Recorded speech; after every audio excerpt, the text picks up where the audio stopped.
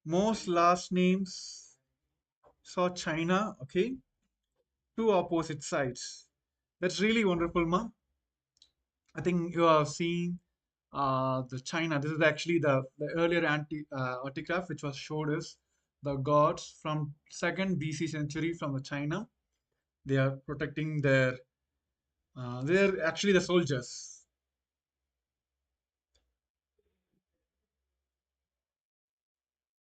Perfect. Okay. The second round, Master Guna has also shared.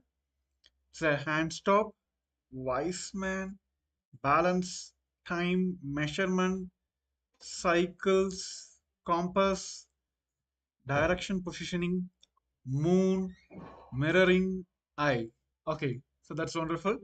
So just give me a moment, ma. We'll be revealing the informations now. Let's go back. I also invite other participants also to share what you have seen, what Paramashiva have showed you during this power manifestations. Let me also look at. Okay, so let's go on and verify the answer now. The artifact which has been projected for all of you is the Nebula Sky disk. This is a Bronze Age disk that was discovered in 1999 near Nebula, which is in the Germany.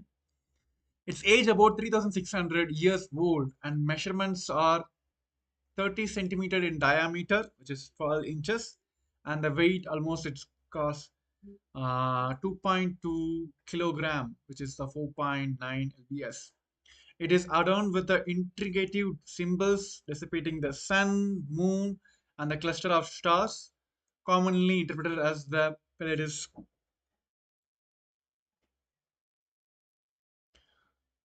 constellations. So here, going back to Marshal Gunama's answers, yes, ma, there is a moon. Yes, this it has intricate symbols about the moon and also the stars. And you have seen the measurements. Of course, yes, it has its own measurements, both the diameter, which is the 12 inches, and also has the weight. Okay, hand stop. That's good. You start manifesting one by one by one. So it's really wonderful, ma. So yes. So I request all the other participants also, if you're facing any obstacles while manifesting the powers, please do post that also in the chat. We will be able to guide to find out where your obstacles are and give you the solutions. So yes. So with this, let us move on to the next segment. In the previous segment, we understand the science of Maunam Vakyanam, how the verbalization and the visualization can heal so many problems in our life. Right? Okay, so now in the segment, we'll be heading to how we can manifest the reality in our life. So everyone have our own vision and mission in our life. I have this vision. I want to achieve this by this time, and I want to focus on this, right? So how we can manifest the core of the visionary with the Shanta Tattva of the Nirvikalpa Samadhi by being in the perpetual completion, how we can manifest our vision. See, what does mean by visionary? It is actually a being. It is just a being which never gets tired, which like it goes on expressing its vision, inspiring, and it's holding on to this vision and making it happen and making it reality is called visionary. And you can see the huge manifestation of Kailasa, which is just the visionary of the Supreme Point of Hinduism himself. Just Supreme Point of Hinduism himself, through his intense works, he have made this entire Kailasas ecosystems all around the world and build the one sovereign nation for Hindus all around the world. So these temples, ashrams, and like we're taking about a physical structure, these organizations, all these are not just stands on the properties, but on the intensity and the powerfulness of the devotees. So now, how we can manifest this core of a visionary with the power of Nirvikalpa Samadhi. So now I'll be taking you through a short video.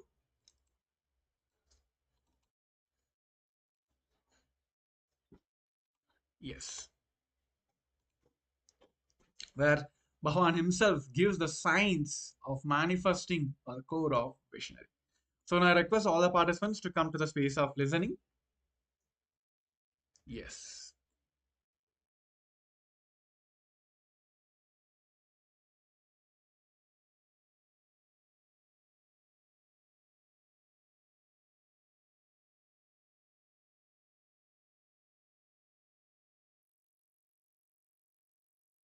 Being who expresses his visions tirelessly till it becomes reality is called visionary. Visionary is a being, never gets tired, goes on expressing his vision, inspiring, holding on to his vision and making it into a reality is visionary. Temples, ashrams,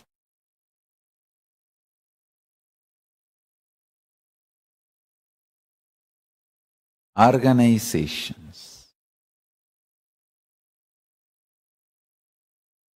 all this stands not on properties but on the intensity and the powerfulness of devotees. All this does not stand on properties but stands on intensity and powerfulness of devotees.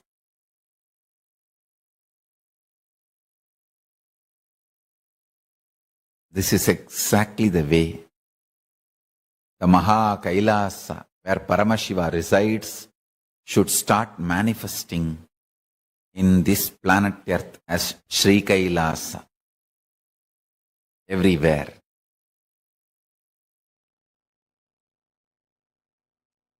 Listen. Unending patience. Again and again and again. Reviving. Reviving, reviving. Even though I operate within the time frame, the human frame, my existence is not bound by any of these frames. It infuses such large energy, power.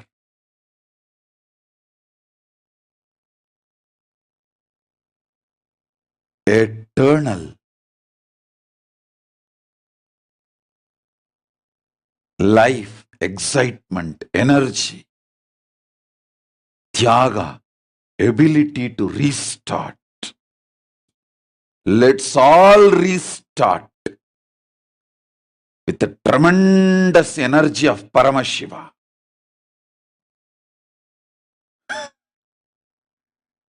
Let's restart everything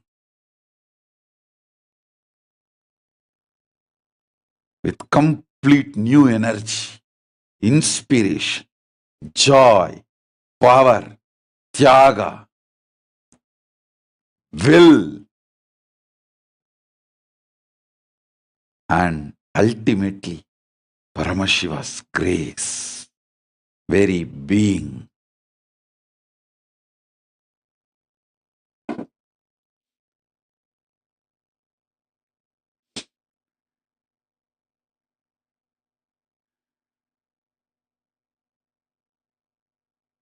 I'll highlight few of the Ananta Kalyana Gunas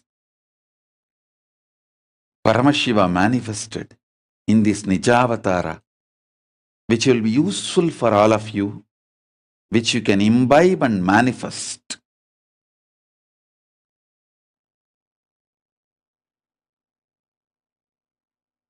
Absolute compassion and Paramashantatva, because of extreme compassion, extreme peace in the core.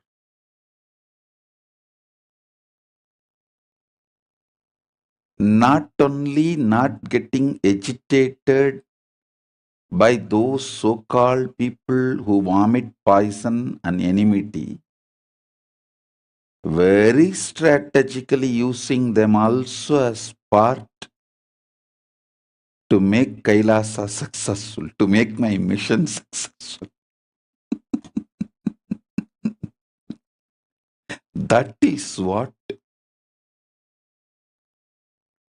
terrorizes those people who are vomiting poison, venom, and enmity. Listen.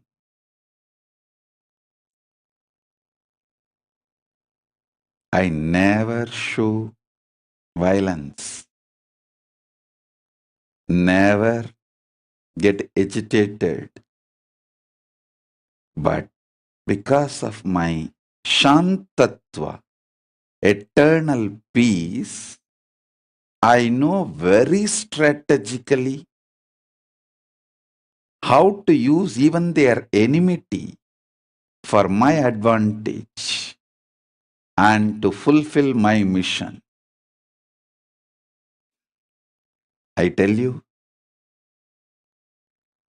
always decide how Paramashiva on the peak of Maha Kailasa is an eternal Shanta Swarupa, Paramashanta Swarupa and Paramashanta Nirvigalpa Samadhi. Meditate on that.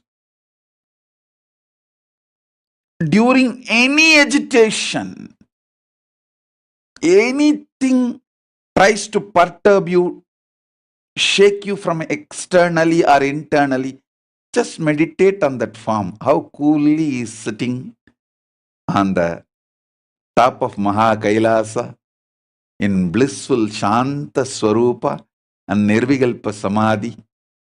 You will simply see how to strategically use even the venom vomited by your enemies. I know how to make them part of my Sena without their knowledge. Understand? So even the agitation of the enemies, well used,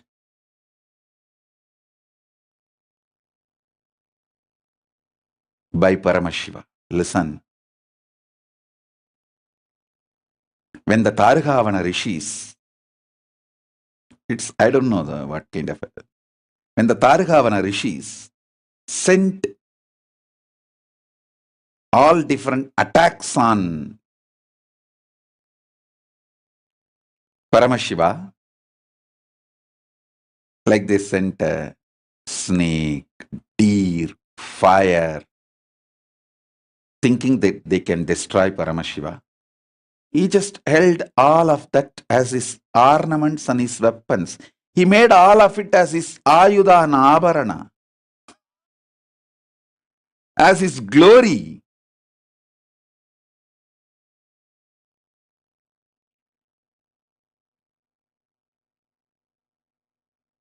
When Targavana Rishi's most powerful people sent a snake and he held it like a toy and playing with it and controlling it, nobody else even dare to attack him. All of them know his power, his glory. They just disappeared. Nobody else even thinks about attacking him. Nobody even cherishes enmity towards him.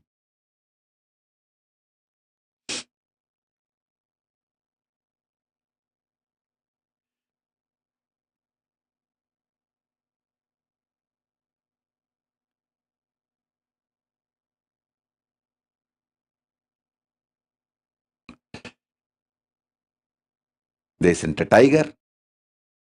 He just made the tiger skin as his dress. They sent deer. He held the deer in hand and made it as pet, his pet. They sent Parasu. He just took it and made it as his weapon.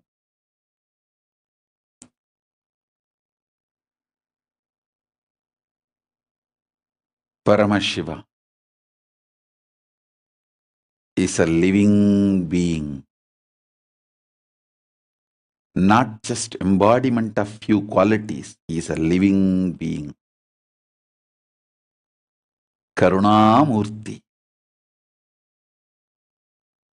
Connect with him. He will shower his auspicious qualities on you.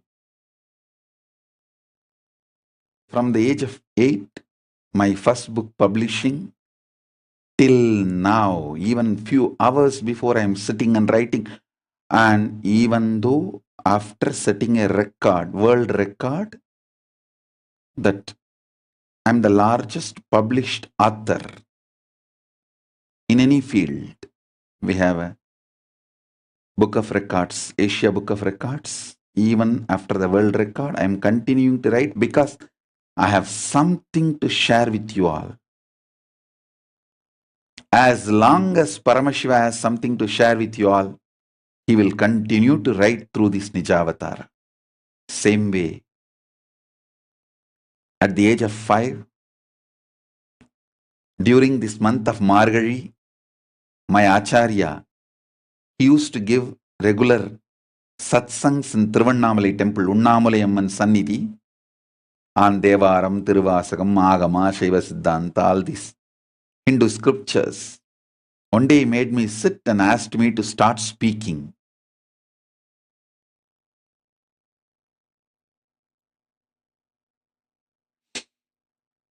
From that time my public satsang started.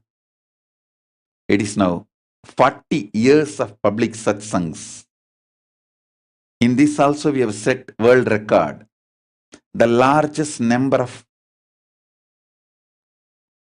hours public discourses given.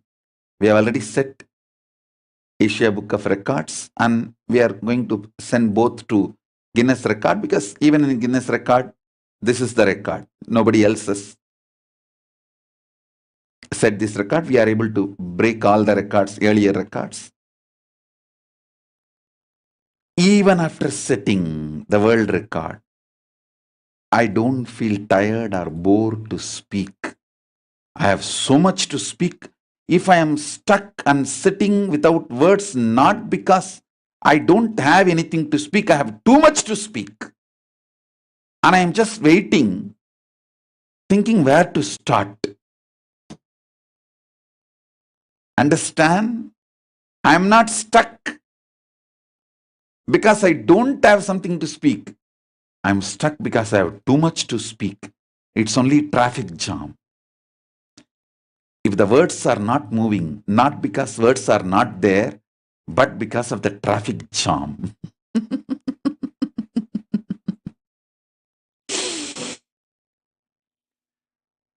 With Paramashiva's grace, as long as he has something to share to the world, I'll continue to speak.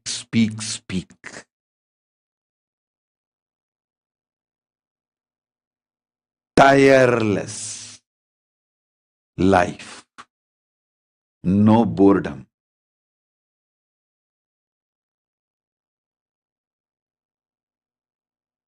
Even the idea of tiredness and boredom does not exist in me. This age and all is only for all of you. Number. For me, all these numbers does not have any meaning. I am as fresh as my Guru made me sit on the stage in Arunachaleshwara temple, Unnamalai Amman Sannidhi at the age of 5, and asked me to speak with what enthusiasm. the grace of Paramashiva manifested as words through this Nijavatara, even now the same enthusiasm, the joy of the child,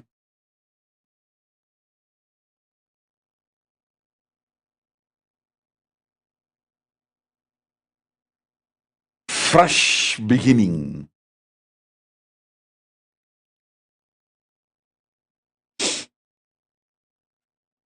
And I know, because it is from Paramashiva, it will be there forever.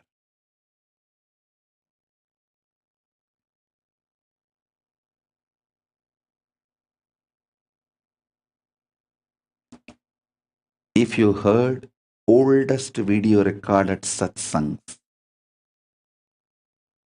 meditation instruction, when I guide meditations, and here today, you will hear the same instructions for each meditation technique properly, without a word changing and without even the tone or the tune will be changing.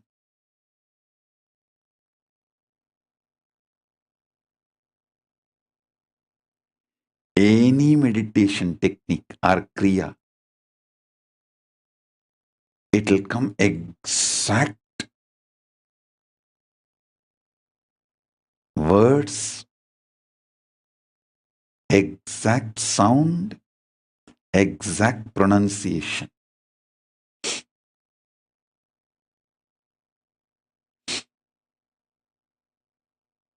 Because it is coming from Paramashiva, it will be there forever.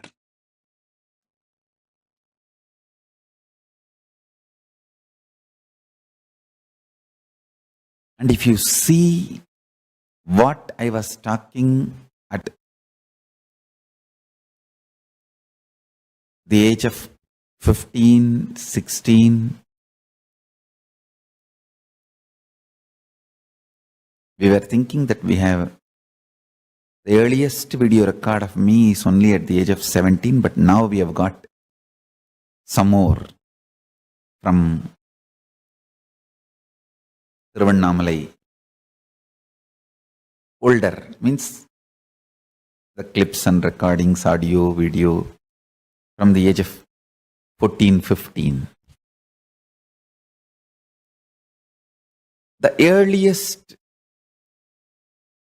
videos available from that till now, if you start listening, you can see absolute consistency, but high creativity.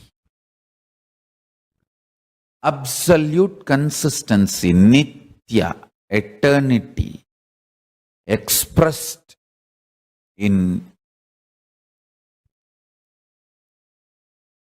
such extreme creative ways, ananda.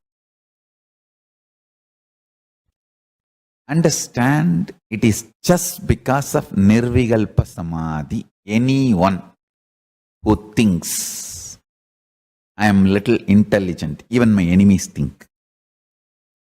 Even the people who cherish enmity towards me can't deny my intelligence. Core of my substance and core of my existence as Paramashiva is Paramashanta Swarupa. The core of my existence and core of my substance is absolute peace,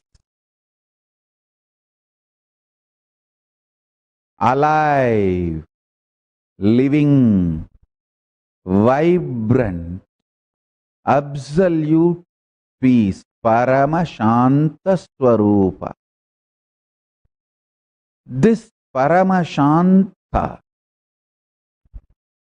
absolute peace, is delicious, healing, intelligence awakening. Listen to every word I am uttering. This Paramashanta, absolute peace, which is the core substance and core existence of me as Paramashiva, which is in all of you who feel you exist. Whoever feels that you exist, I, the individual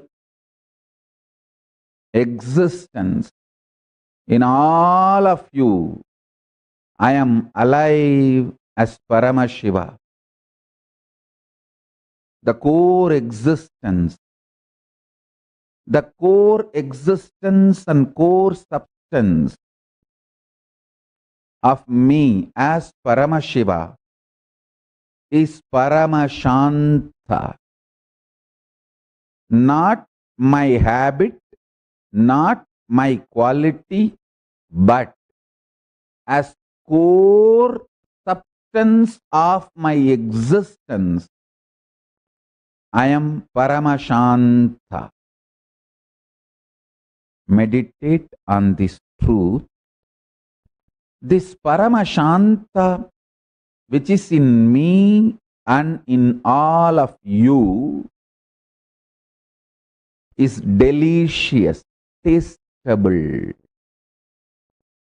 palatable, enjoyable, experienceable. It's most delicious.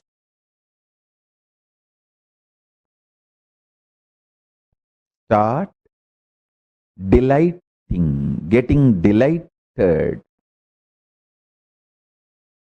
enjoying, sharing this joy of this absolute peace. I tell you, whether it is a simple headache or worst corona, simple, small argument with your wife, or the worst dangerous, difficult relationship issues, whether your fear of losing your job or your desire to build a career, whatever may be the issue, listen carefully. If you have learned to taste this Paramashanta, it's like a honey bottle, honey kalasa, amrita kalasa, kept inside your Anandagandha. If you just know to taste it, before every action, remember to taste that Paramashanta. You will always be successful, because that Paramashanta, absolute peace, ultimate peace in you, is intelligence awakener. Decide to enjoy the Paramashanta Swarupa, ultimate peace who is sitting inside you. Whenever you have time, just sit all that time happily in Paramashiva's space. Paramashanta. This whole cosmos is happening. Big bangs happening, black holes happening, universes manifesting, playing, merging, time zones happening, playing, merging. You are there in that Paramashanta Swarupa as Paramashiva, witnessing this whole drama. I tell you, I am not giving this technique as a solution or to achieve just enlightenment. I am giving this as a solution for you, even if you want to build a career. If you want a job, and you lost your job, you are in deep insecurity, you are using food stamp for your next meal, you are in such stress, difficulty, don't know when you may become homeless. At that situation, even if you are in that kind of a situation, I am giving you this as a solution. Taste the Paramashanta Swarupa of Paramashiva inside you. I tell you, he is intelligence triggerer. He is intelligence awakener. I tell you, the most delicious taste of Paramashiva is his Paramashanta Swarupa, absolute Paramashanta, ultimate Shanta Swarupa, vibrant, alive, life positive peace. This one truth, whether you are going to take any medicine for your physical, mental problems, or you are getting ready to have an argument with your husband or wife, or you are getting ready to give an interview for your future career, job, or you are getting ready for your education or the major decisions of your life, or you are getting ready to choose your future life partner, husband or wife, or you are planning anything. Before doing anything, take few minutes and taste the Paramashanta Swarupa, which is beyond religions, country, nationality, gender, sex, race, creed, beyond anything, beyond everything. Just connect with that Paramashanta Swarupa. There are multiple methods I have given to connect with that Paramashanta Swarupa of Paramashiva. Use any one of that method and connect. Taste that Paramashanta Swarupa. With that strength, go and act. Be active. You will see you are always best. The habit of tasting the most delicious Paramashanta Swarupa of Paramashiva in you will always make you successful. Understand one thing. Always be in the space of reaction of Paramashiva. Whether in your existence or action or reaction, in every level, perception, in your very existence level, decide to be Paramashiva, Paramashanta Swarupa. Cognize, meditate on this. Don't think you will have to achieve the victory today, and if you don't achieve the victory today, you will not practice it. No. That's a stupid incompletions of the past. Past sitting inside you and constantly making you lose trust on you and instigating self-doubt, self-hatred, self-denial should be completely neglected. Disrespect your past. The reaction and reactionary assumptions you gathered from the past, do not allow them to live, work, be alive or active inside you. By unclutching, being in the space of Paramashiva, Paramashanta Swarupa. Just remember you are Paramashanta Swarupa and react only as Paramashiva will react, past will be dead. You can just change not only the experience of past on you, even the facts and informations of the past of you can be changed. I tell you, when you decide for life, when your core decides for life, automatically your laziness disappears, your boredom disappears, again and again and again, tirelessly standing up. Tirelessly standing up. Listen. Tirelessly standing up. Listen. Tirelessly standing up.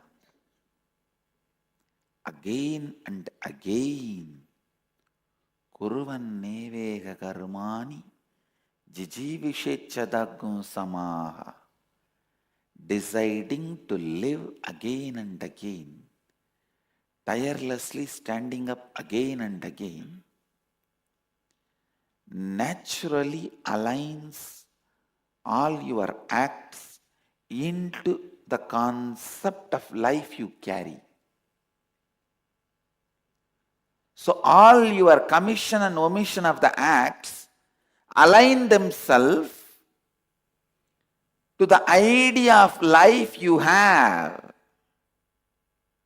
To the idea of life you have. So your commission and omission of acts become complete with the idea of life you have. That's all. So understand, deciding for life again and again and again,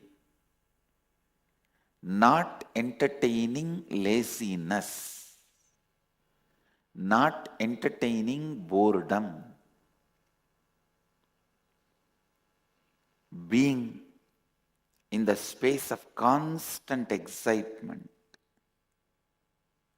being in the state of constant passion, compassion, excitement. So understand, the only way to be free from karmas, the bondage created by acts, by deeds, the only way is decide for life. Decide for life. Listen. Listen intensely. Your mind influences your body heavily.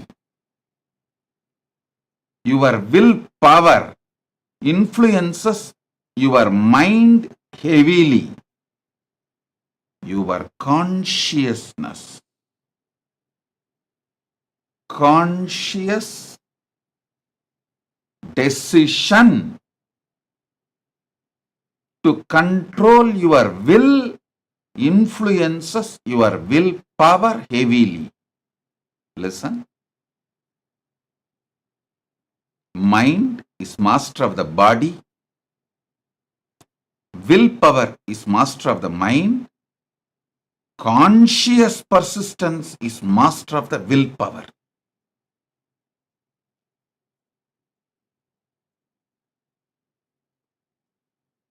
Conscious will is right under your control.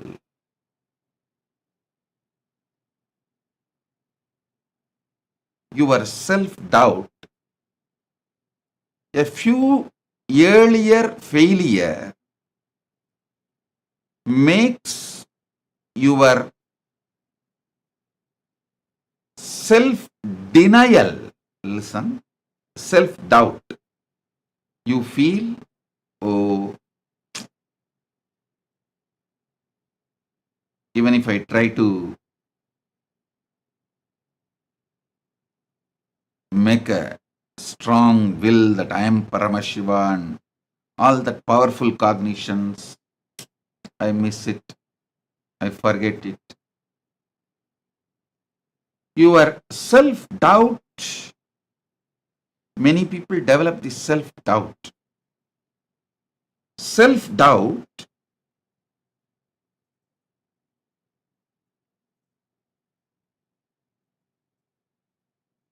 becomes self-denial due to your delusion and forgetfulness. You can stand up again. Listen, always you think about 20 times you fell, you have fallen, but you don't remember 21 times you have stood up. That is why you have fallen 20 times. So look at the whole thing. 21 times I have stood up. This New Year time, always people ask me, Swamiji, what should I do? All my New Year resolutions collapse in 3 days. I said, why are you worried about it? For 3 days you are able to keep up something and you collapse. Then you know how to again start over. 3 days you keep up something, you collapse. So within 1 day again restart, then again 3 days you will keep up, then you will collapse, but again restart over. So once in 3 days you just need to restart, that's all.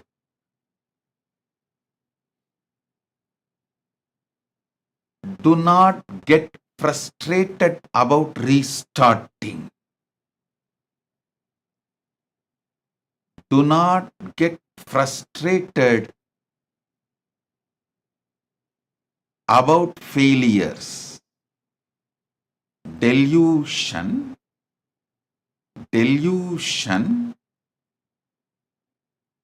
coupled with the self-doubt becomes self-denial.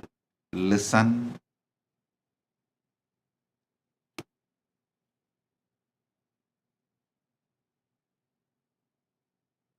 I have seen when Paramashiva manifested in this being, through this manifestation, I have seen again and again and again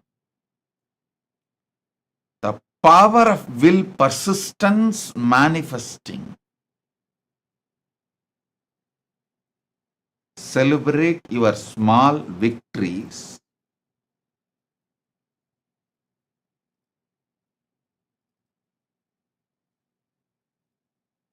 The more you celebrate your small victories, you stop letting your self-doubt becoming self-denial.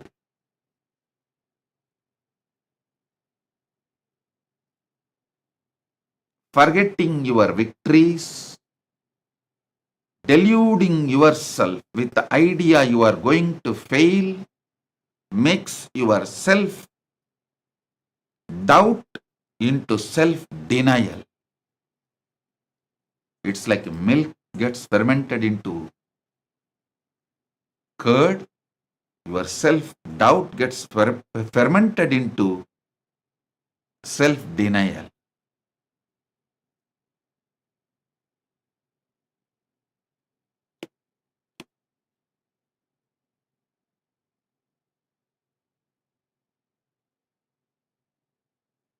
Decide to remember your consciousness. You are the supreme authority. Declare, your supremacy over your will, your mind, your body,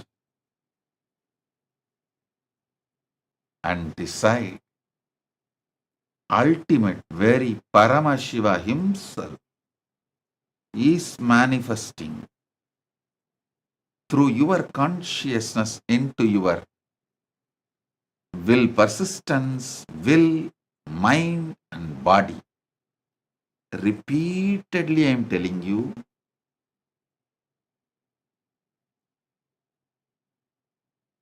decision is enough. Decision is enough. Decision to cognize. Paramashiva is manifesting as you, through you, in you, your very body.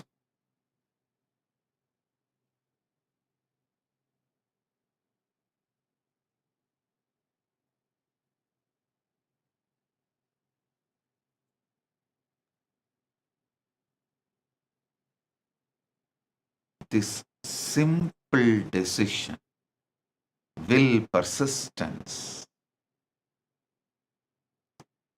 repeatedly standing up. I tell you, time as a 3-dimension, length, breadth, depth. If you are thinking how many times you try, you are going to fail, you are moving in the length dimension of life. If you are thinking how many times you fail, you are going to stand up, you are moving with the length and breadth dimension of time. If you decide whether I win or fail, this is my life, you will move with the length, breadth, depth dimension of life. Many times people come and ask me, Swamiji, I try to enrich, results are not happening. I said, you are moving the length dimension of life. You are always looking for finishing the work and going for vacation. You just want to get rid of that enriching work. So, already there is a boredom, tiredness, even while you are enriching. How will you be successful in enriching? You decide whether I succeed or fail. This is my lifestyle. You will simply be successful. Paramashiva, when he manifested as this being in this life, in this manifestation, one of the biggest lesson I learned, any tapas I do, if I am in the length dimension of time, it doesn't bring success. People ask me so many times, how many years I need to get sannyas training? How many years I need to get training to reach Kailasa, to be at your feet? Array, it is not about time. If you decide whether I succeed or fail or live or die, this is my life, you will reach my feet. You will reach Kailasa immediately. It is the decision's depth makes you travel using the time's length dimension, breadth dimension, depth dimension. If you see life negatively, like how many ever times you stand up, you are going to fall, you are moving in the length dimension. If you see life positively, how many times you may fail, you are going to stand up, you are moving with the length and breadth dimension. If you see life with your consciousness, who cares about success or failure? This is your life. then you will see you are moving with the length, breadth, depth, powers of time. With the length, breadth, depth, powers of time, sit now and decide. I am consciousness. Paramashiva is manifesting in me as my consciousness. With that consciousness, I declare my supremacy over my will, my mind, my body. I am Paramashiva. My body is eternal as Paramashiva.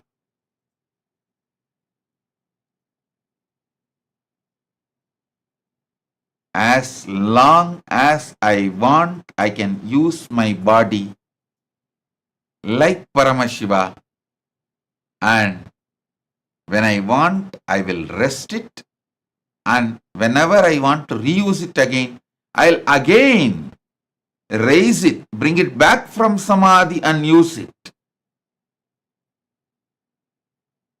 I rest or raise as I want. Declare this. Declare this. Tell yourself, till I realize this as my reality, I am going to hold on to this. Whether I am going to take 1 year or 1 birth or 100 birth to make this truth as a reality, I am going to hold on to this. I am not going to believe or allow or cognize any other idea.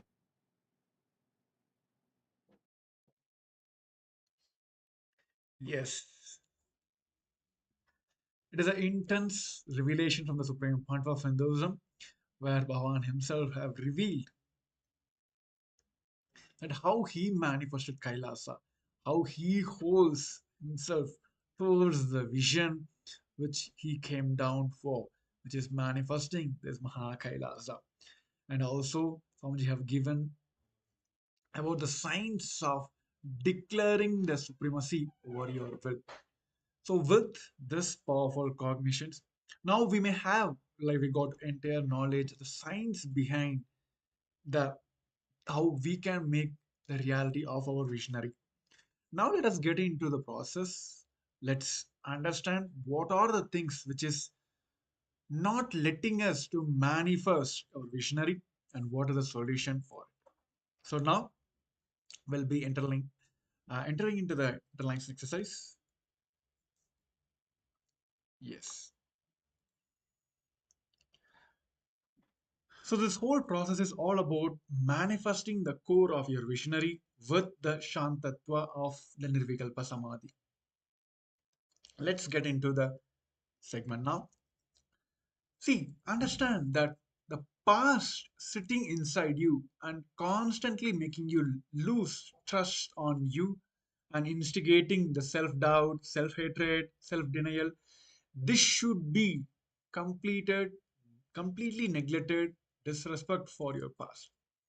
So only this is sitting inside you and just not letting you manifest what you want. And it is keep on pushing you and keep on instigating you with a self-doubt, self-hatred, and self-denial. So now let us get into the step-by-step process to go through all this, the past which is sitting inside you and making you not manifest what you want and clear all that. So now I'll be taking you all through a step-by-step process. So now I request all the participants and also the viewers who's watching us on the social media, please flow along with me and do this process intensely. I will tell you this one exercise will give a tremendous breakthrough in your life. The first step is deciding to live again and again, tirelessly standing up again and again, naturally aligns all your acts in the concept of life you carry. See, the moment you decide that, okay, I'm going to live again and again, tirelessly standing up again and again, even if I fall 100 times, we should all know that 99 times you stood up. That is why the 100th time you fell, right? This is a wonderful science. I think Swamiji have also have revealed to all of us. It might be a simple fact, but we none of us have know in our current realities, right? So yes, so deciding to live again and again and tirelessly standing up again and again, which basically just naturally aligns all your acts into the concept of life what you carry. So as a first step, so please pen down the situations you have failed in the past. It can be anything. Another example is okay, you need to secure this much percentage of marks to get into the admission into a school or college or a degree program, whatever. Or you might have lost by 0.00 percentage or whatever it may be. So pen down all the situations you have failed in the past. Or you taken up some new responsibilities you are not able to do, or you fell down, or you want to set a target of I have to achieve this much monthly sales during this business year, but you failed. So whatever it may be, pen down the situations you have failed in the past. Now I request all the participants to intensely do this process. Yes.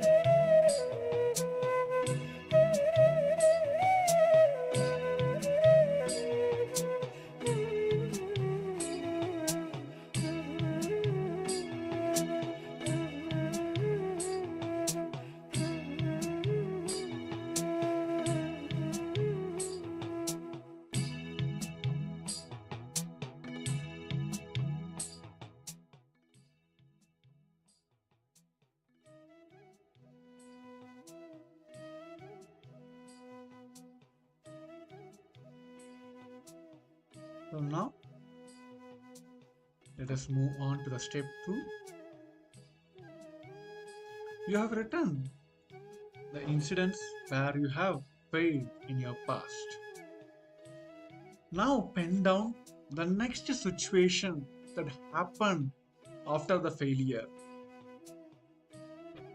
What happened when you faced that failure? What is the next situation which happened after the failure? For example, as I mentioned in a previous example, that you're looking for some admission which has certain percentage, you lost or missed the percentage by 0.00 percentage, right? So after I missed, you may say like, okay, after that I missed the admission examination, I tried the next entrance test and qualified, something like that. So what happened after the failure? What is the incident which happened after the failure? Please take a moment now and pen down all that.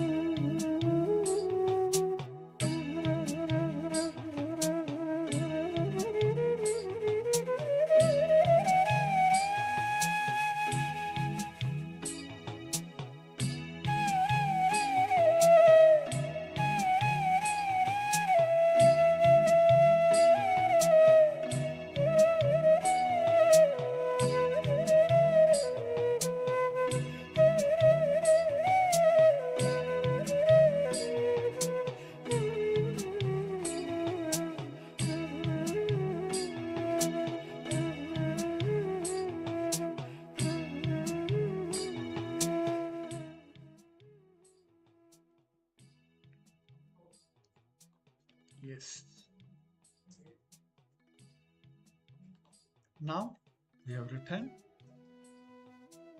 the situation which happened after the failure. We'll be moving on to the step 3. You understand, always you think of 25 times you have fallen. But 21 times you stood up, that is why you fell 21 times. Look at the 21 times you stood up. This is exactly the science, simple science, the fact. It's for every time you fell down, it's one more time we have woke up again. So look at everything you have penned down from this perspective. Whether the business target you want to achieve by the end of this year, whatever it may be, you might have failed by 20 times, but you should understand that you stood up 21 times to get there. So now look at everything from this perspective. So the whole process is once in 3 days, you just need to restart. That's all. This whole science boils down to this simple truth, that is, once in 3 days, all you just need to do is restart. So now take a small moment, a few moments to look at the entire situation, the failure you have listed, the situation which happened after that, the whole thing, look at from this perspective.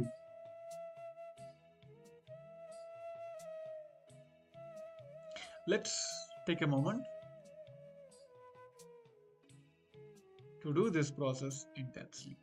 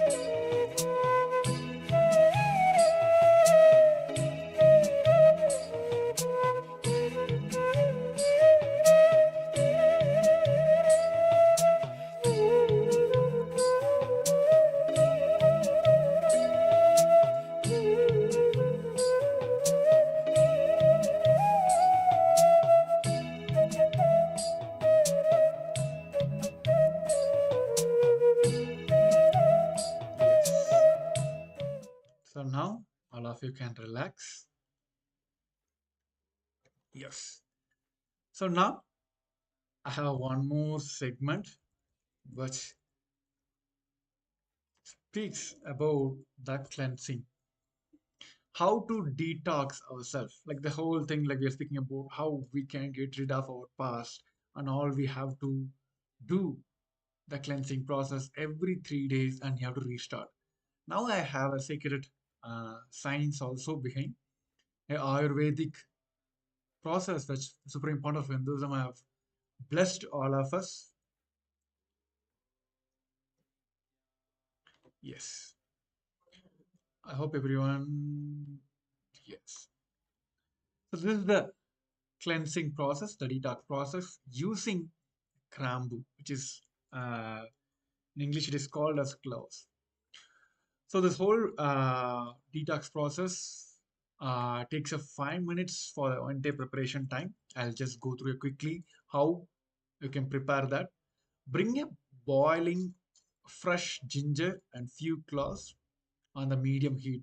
So just boil the fresh ginger and the few cloves, which is a krambu, on medium heat. Keep aside for a minute. Filter and enjoy. Like if you can add jaggery if you want to sweeten it, and without milk, make sure. If a fresh ginger is not available in your area, you can may use the dry ginger powder as an alternative as well. The krambu, which is commonly known as cloves, are great herb for healing the toothache. Just keep a clove under your tooth, that is, if that is bothering you. Make a krambu paste. You can also make a paste as a toothpaste for your daily use. I think there are many advertisements which says that the toothpaste has the cloves, all that. But you can also make your own paste of the cloves, and you can use that for your daily use. The cloves in a daily simple, like they simply will keep you peaceful, happy, simple, and joyful. This is a simple detox process which is associated with the previous segment. So yes, so with this, the space of unclush, and we just detoxed ourselves from our past. Now we'll be entering into the power manifestations. So all of us will be again manifesting the power of Sarvanyatva. So in the previous segment, we have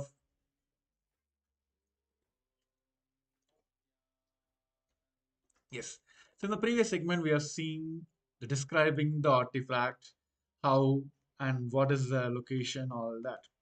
So now, in this segment, we're going to describe, scan, and describe a place. So I will be projecting a place for you, for all of you to manifest, and you can just scan and describe the entire place. So I request all the participants to get ready with your blindfolds. I think you can first make sure you see the image, and you can also scan.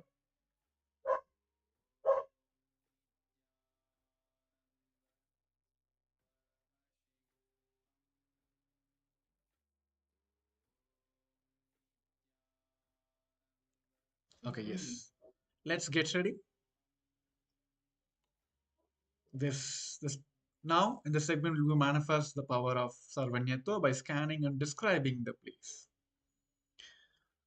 So let us come to the space of deep restful awareness and just visualize Swamiji in your third eye and start chanting the Mahavakya intensely. Let Swamiji himself manifest through you and manifest Paramashivoham Nityananda intensely. Paramashivoham Nityananda Let Paramashiva manifest Paramashivoham and reveal all the details.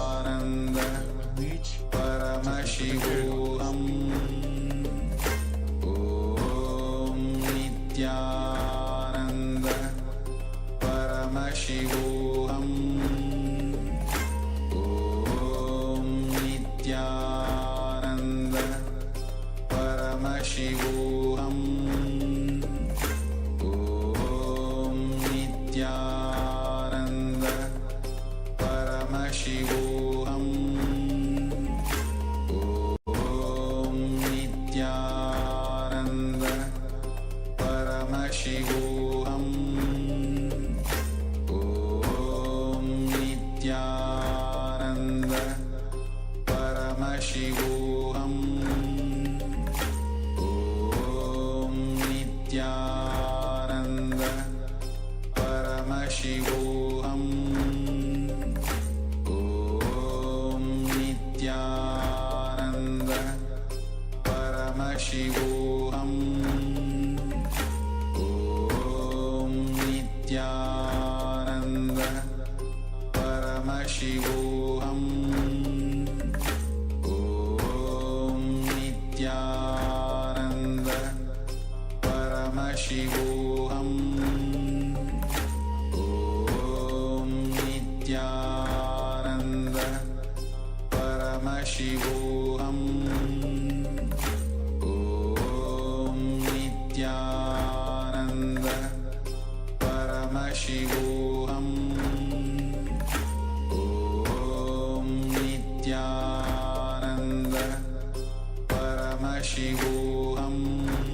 Paramashivoham Om Nityananda Paramashivoham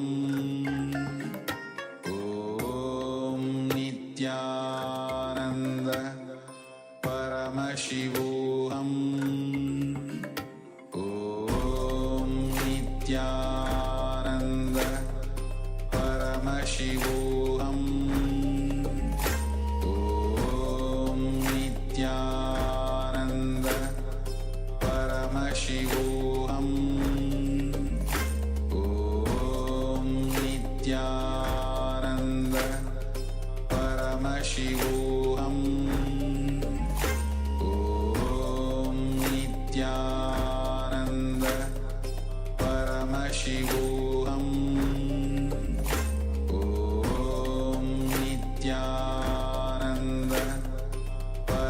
Paramashivoham Om Nityananda Paramashivoham Om Nityananda Paramashivoham Om Nityananda Paramashivoham Om Nityananda Paramashivoham Om Nityananda Paramashivoham Om Nityananda Paramashivoham Om Nityananda Paramashivoham Om Nityananda. Yes. All of you can relax now. So let's take a moment to quickly share what sounds you have revealed. Oh, what sounds you have revealed about the place. Please go ahead and share the Zoom chat. Oh, I think Ma Sarguna have commented that she knows this place already. Oh, so sad. Yes. Okay. So where we will have multiple segments, we'll having few more segments as well following. Yes. So let us hear from all others what Paramashiva, what Swamiji have revealed about this place. So I'll wait for a few seconds. And I request all the audience who are watching us live as well on the social media platforms, please go ahead and in the chat box, whether it's on Facebook or YouTube, you can comment what Paramashiva have showed you during this power manifestation about this place.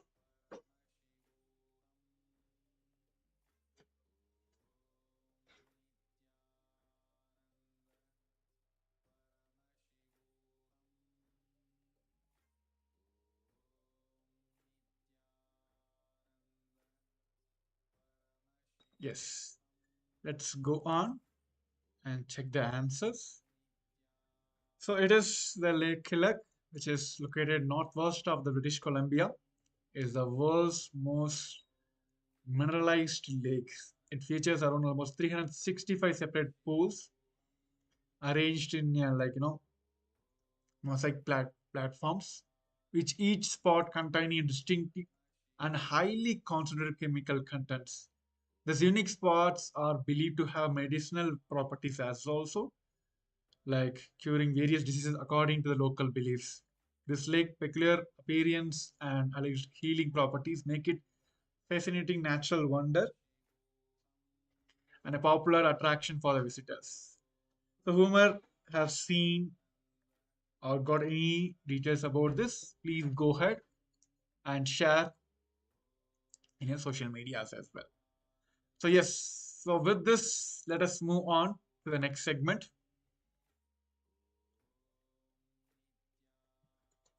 Yes, this segment is all about Sarvanyatva, the all-knowing.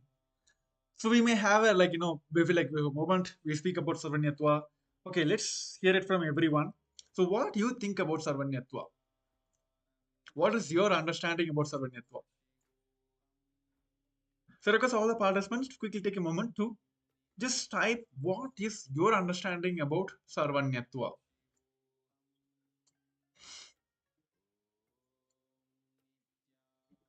Okay. Okay, it is knowledge about everything.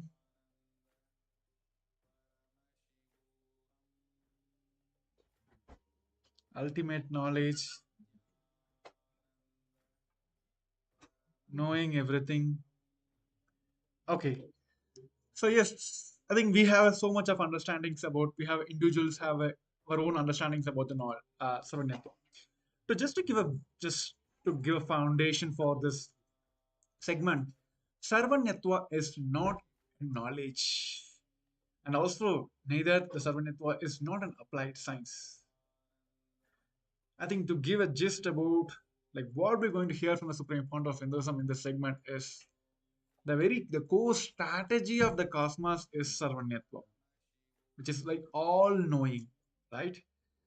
So yes, let's hear it directly from the Supreme Pontiff of Hinduism, the science of Sarvanetva.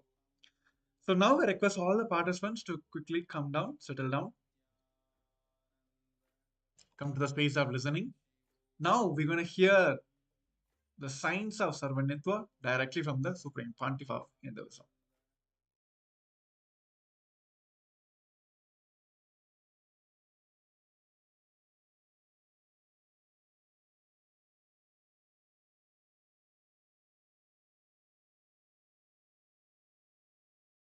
Om, Om, Om, Om. Sarvanyatva is the superconscious DNA of Paramashiva. I will manifest in all of you through today's superconscious mutation process. Paramadvaita Diksha. Listen, listen. Life is super magic. Life is super magic. The brainwashing done to you, by the society with a limited logic, because society wants to generalize. Listen carefully. Society wants to generalize to control human beings. The generalized data is made to believe by each one of you that this is what you are capable of. Listen to this one incident. In young age, I used to make all deities out of clay. With my own hands I will make, and I will dress them up, decorate them. Not one or two, some 300-400. 2-3 months I will sit and do this every year.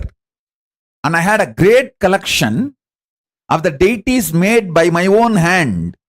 I'll make in clay, use copper rod inside, like a spine structure, the bone structure for the deity, and apply clay and put nice thin cloth, like a skin, apply clay on that again, and then bake it, not burn, bake it. There is a unique process of baking the clay deities, like a clay pot. I'll bake and then dress them up, paint them. Once my grandmother told me, because this whole work I'll make the whole house ruckus.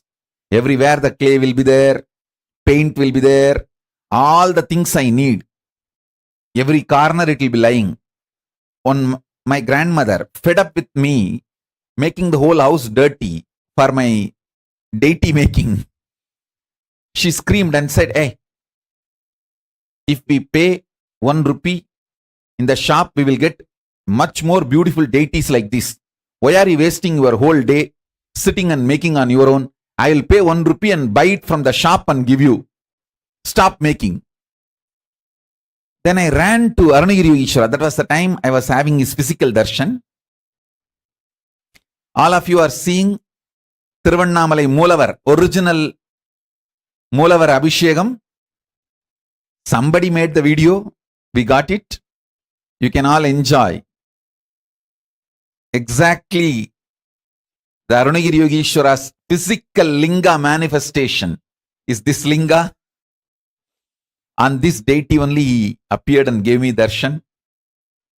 That ultimate Paramadvaita Diksha he gave me on this deity and as this deity. Listen, I was having darshan, physical darshan, so I ran to him and said, like this, my grandmother is telling. But Arunagiri Yogeshwara was encouraging me doing the deity and dressing up, painting, all that he was encouraging.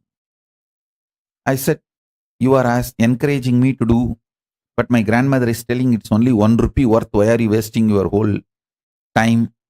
I will pay in the shop and buy the deity and give you. He laughed and said, with that 1 rupee you can get the deity externally, but when you make what happens inside your brain, inside your system, you cannot get that from that 1 rupee deity. The deity bought for 1 rupee will be external deity. In Tamil he said, வெளியில தெய்வமாகுமப்பா 1 ரூபா கொடுத்து வாங்கினா, ஆனா நீயே செஞ்சா உள்ளையும் தெய்வமாகும் வெளியவும் தெய்வமாகுமப்பா.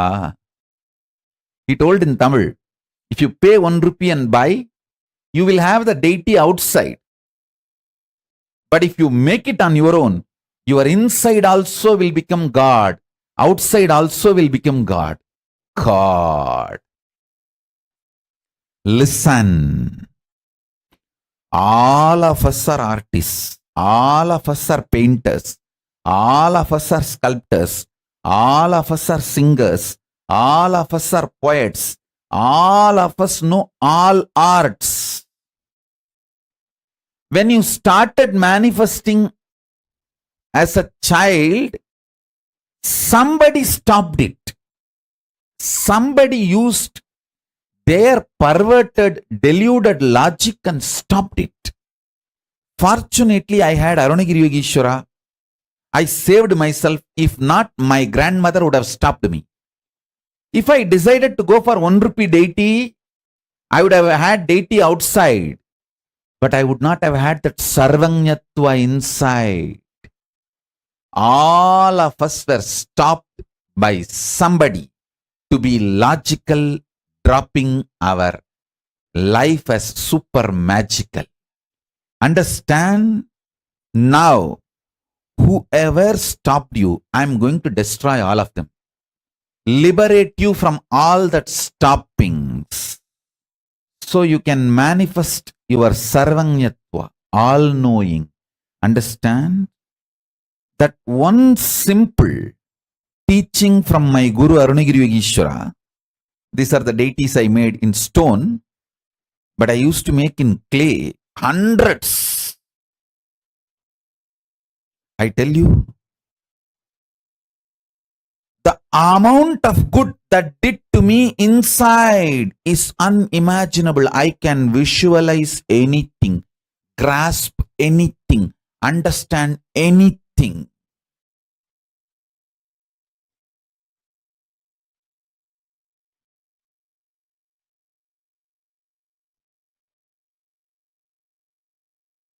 Actually, whole Tiruvannamalai temple, I can just download it from my brain in 3D version.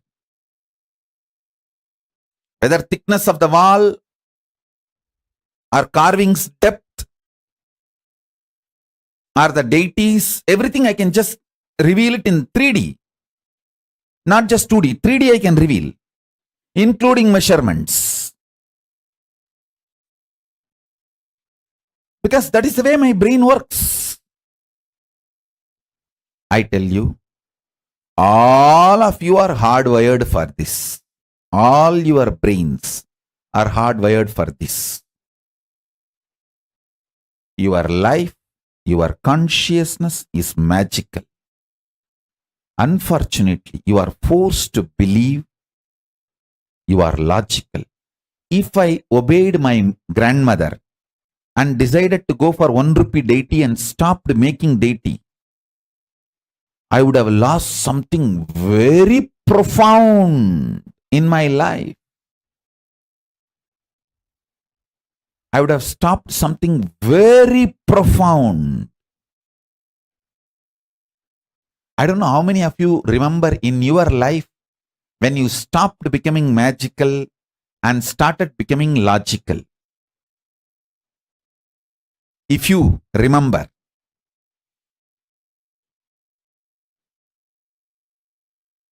start penning down.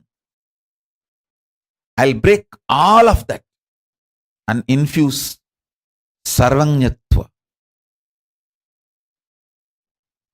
Sarvanyatva, all-knowing Paramashiva component.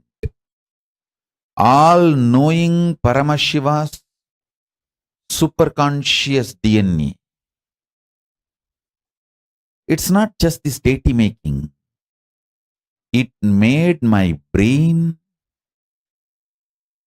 able to get into past, present, future.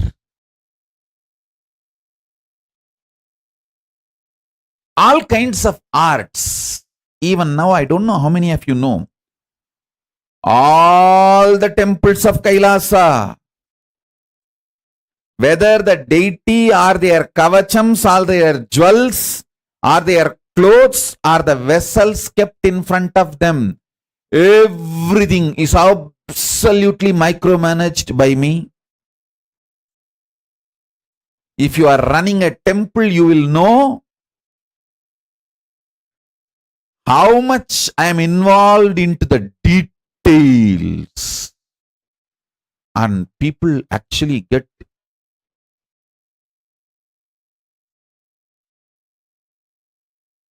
consciously slapped when they see the amount of memory I have and the way I get into the details.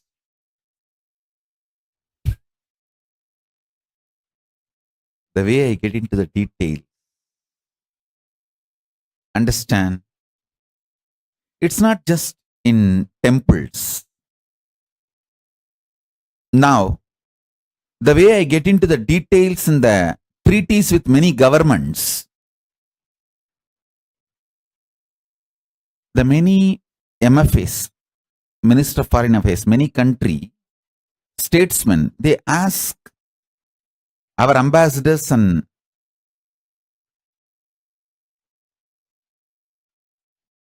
many ambassadors, they ask our ambassadors, who is your legal advisor? You guys are so clear in writing the treaty. All these international deals, you guys are so clear in your words. Who is your lawyer?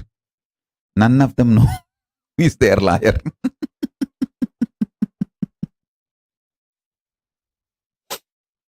Understand? Getting into the details have become my lifestyle. I'll manifest that Sarvanyatva in you. Listen.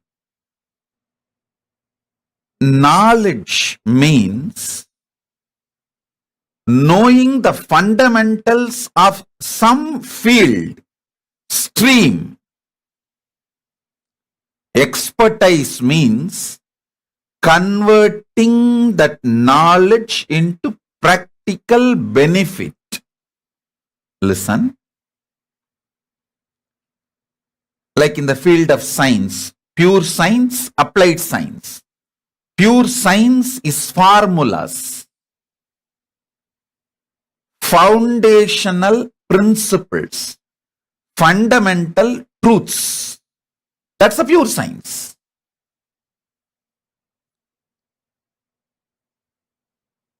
That's a stream of knowledge.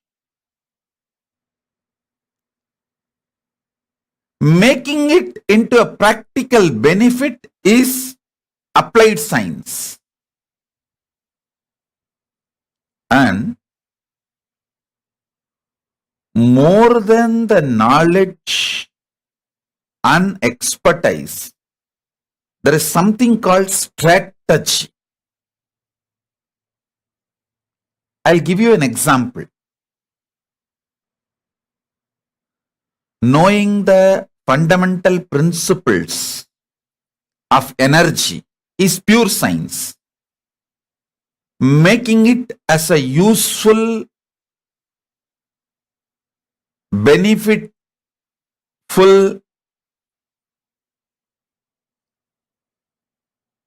applied science, like making our lives better and comfortable from the fundamental principles like electricity or atomic power. That's applied science. Listen, knowing the principles of energy is knowledge, making it as a day-to-day experience, expertise that about the knowledge and using that knowledge to make our life better. That is applied science. We can call that as expertise. Beyond these two, there is something called strategy. The fundamental strategy makes you map the knowledge and the benefits of the knowledge, pure science and applied science, to make your life better, your purpose and your vision, your goal to become reality.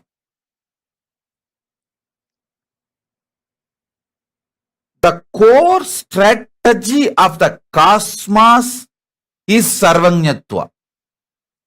If you know the core strategy of the cosmos, you will simply know multiple principles, foundational principles, and multiple ways those principles can be used, made as a reality. We can use these principles to make our life better. Sarvanyatva is not information, facts, applied science, or even pure science. Sarvanyatva is knowing the core strategy of the universe. What is the core strategy of Paramashiva when he decided to manifest this universe? I tell you,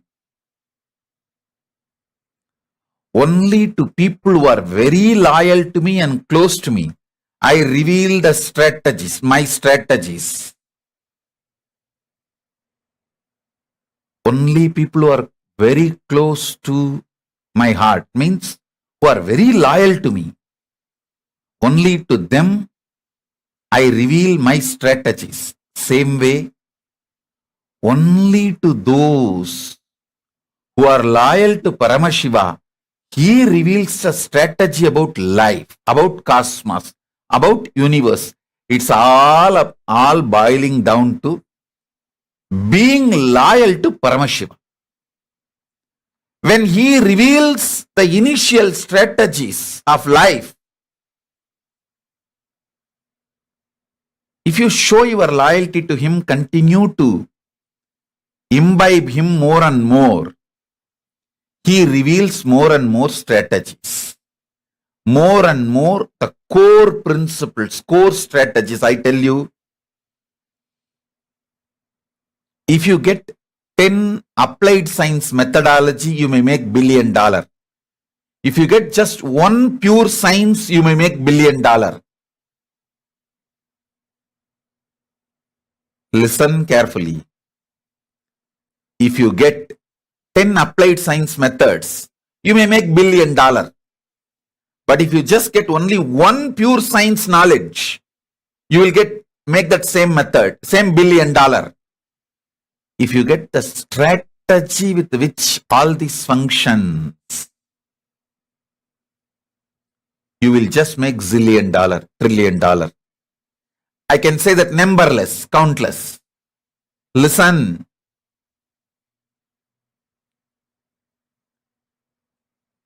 Strategists are the owners of life. If you know the strategy of the cosmos, you own cosmos. About anything, you know the strategy, you own it. Strategy makes you own it.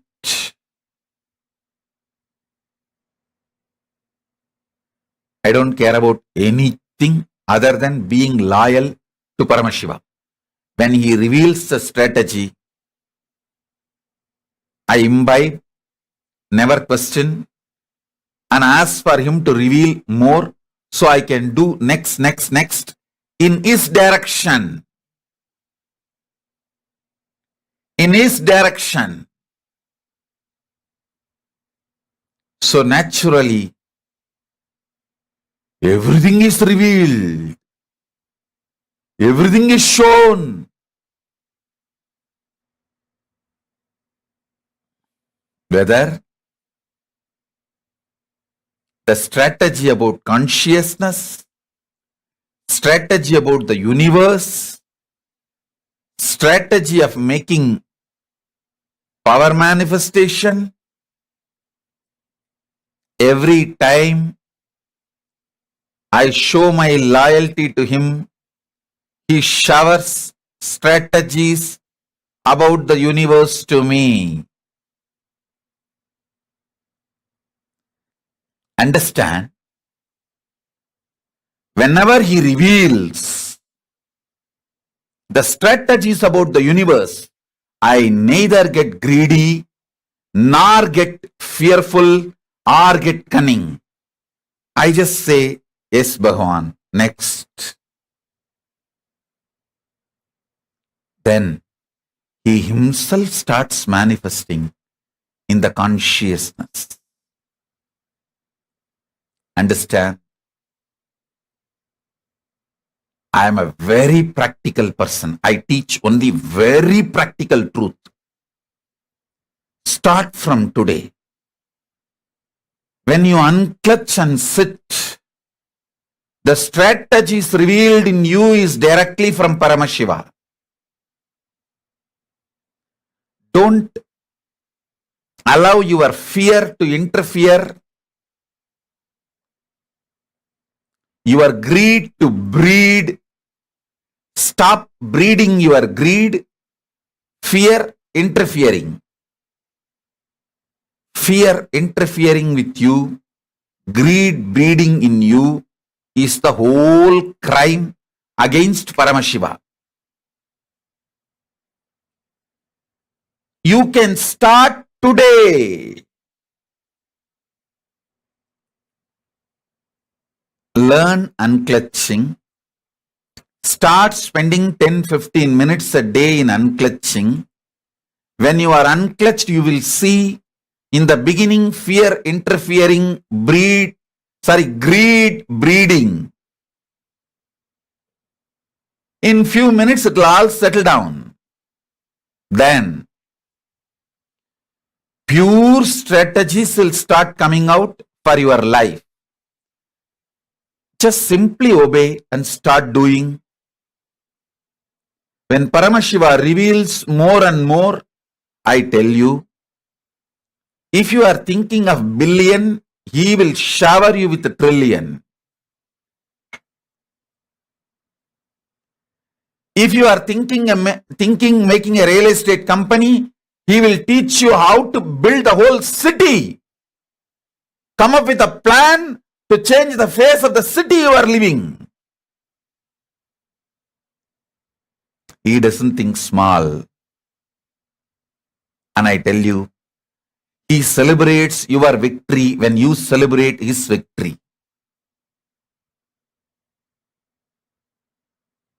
What is Paramashiva's victory? Nothing but you being in Samadhi. That does not mean he makes you poor. He showers more than the wealth you want. Anything beyond your imagination. Every time.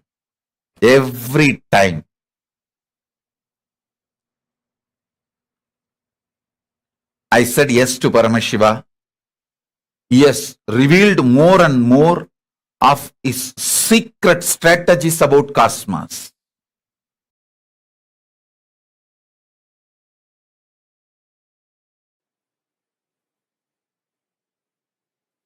I wanted to explain the science of Sarvanyatva. See, all-knowing. Normally, your brain,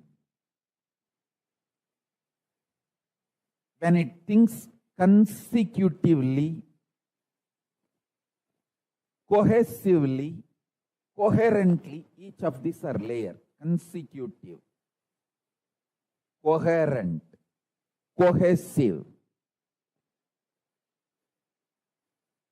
If your brain can think one, next, one, next, one, next, one, and coherent, after this, that will happen, after that, that will happen, cohesive. If this happens, that will be the effect.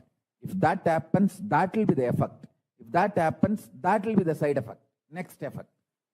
In every layer, coherently, cohesively, if your brain can think, it will lead to knowledge, vidya. In any field, you can have knowledge, medical, social, legal, political, economical. In any field, you can have knowledge if your brain can think coherently and cohesively. In Hindu tradition, we know the science of making your brain grasp the whole cosmos, the whole cosmic happening.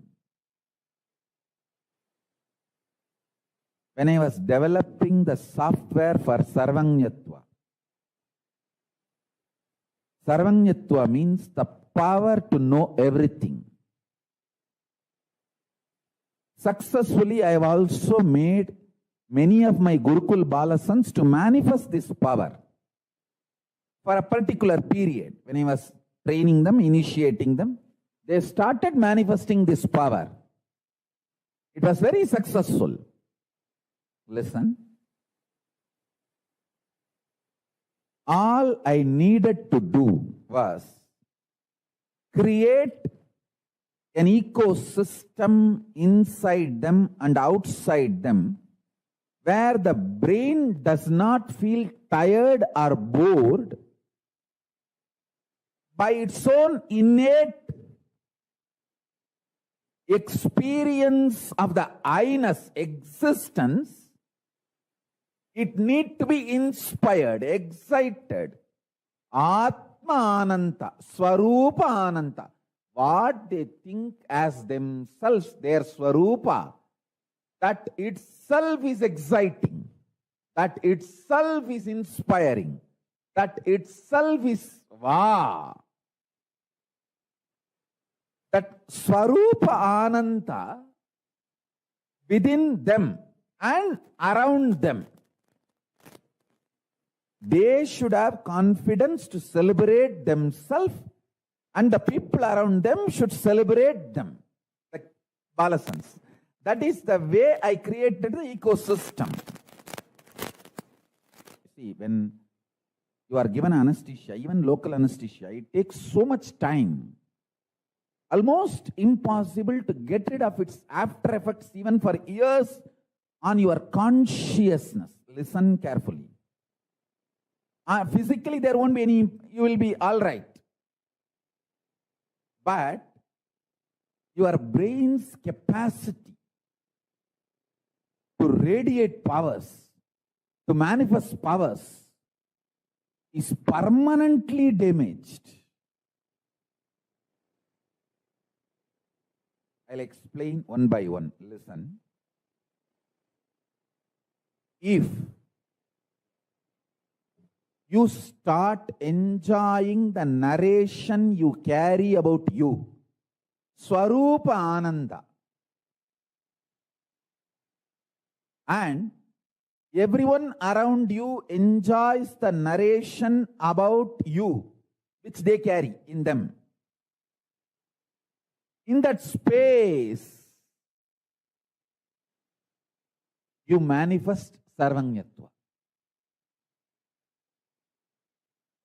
Kailasa is the ecosystem to help you to enjoy the narration you carry about you. And everyone celebrates the narration they carry about you in them. You celebrate them, they celebrate you.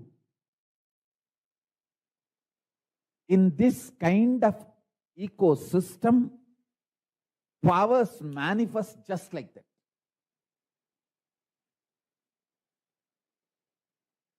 that. That kind of an ecosystem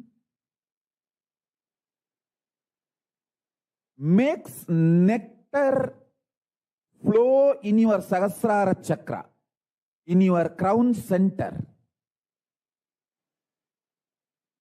Even when your guru initiates you with his consciousness, the first thing happens is your Sahasrara chakra explodes in superconsciousness, that Paramashiva space. The nectar, Amrita, pours in your system. You enjoy the beautiful narrative of you carry inside you. That you are Paramashivatva. And you enjoy the Paramashivatva of the whole universe, everyone around you. And everyone around you enjoys you. This complete virtuous circle. Like in the ocean, a bliss rises as a wave and hits at the ocean and creates another bliss wave. Bliss waves, bliss waves, bliss waves.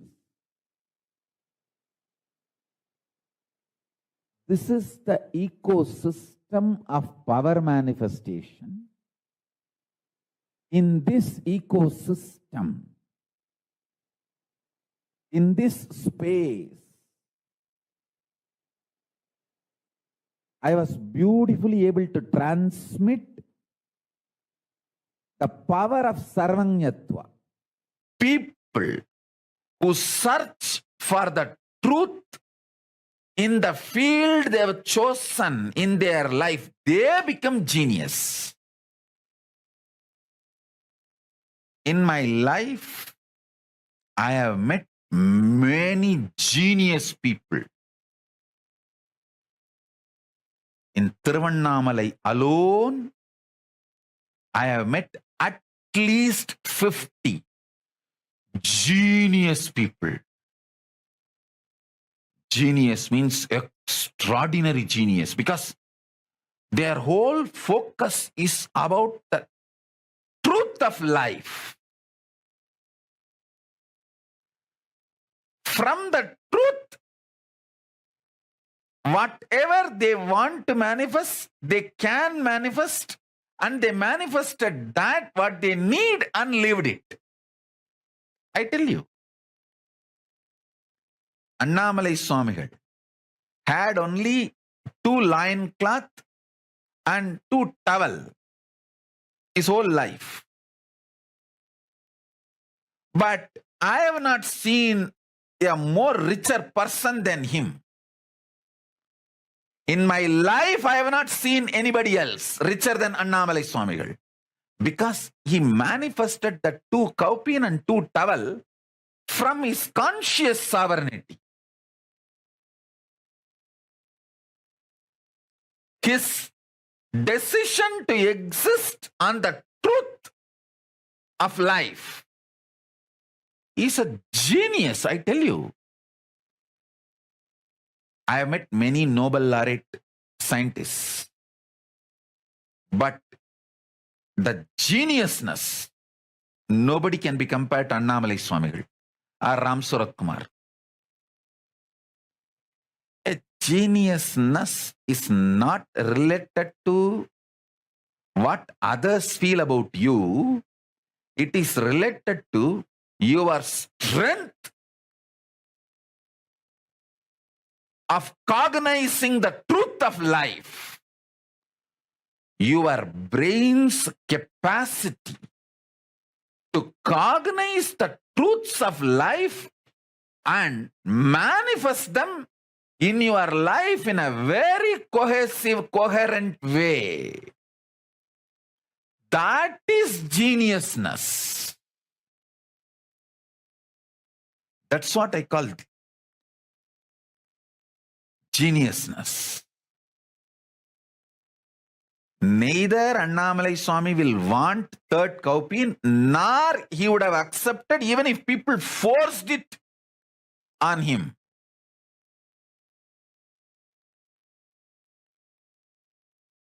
Listen, I am not saying you also live with just 2 cowpea and 2 clothes. No. All I am saying is manifest billions and trillions without losing your geniusness. Genius means your capacity to cognize the truth. You have 25 heads, as I explained now. You have 25 heads. This 25 face, FACE and PHASE, pace of Paramashiva, you have it. Recognizing this gives you conscious sovereignty. In your life, you are doing all these 25. When you understand this, you become Ishvara of your life. You become Paramashiva of your life. Then naturally you become Paramashiva of existence, cosmos. If you become Paramashiva of your macrocosm, you become Paramashiva of the microcosm. Because both are one and the same. Ability to cognize this is geniusness. Geniusness is not just stealing some theories here and there. Geniusness is not about stealing some concept, principles and rebranding, rewording in your name and getting Nobel Prize or this prize, that award, this award, that recognition, this recognition. Geniusness is ability to cognize. You are doing this 25 in your life.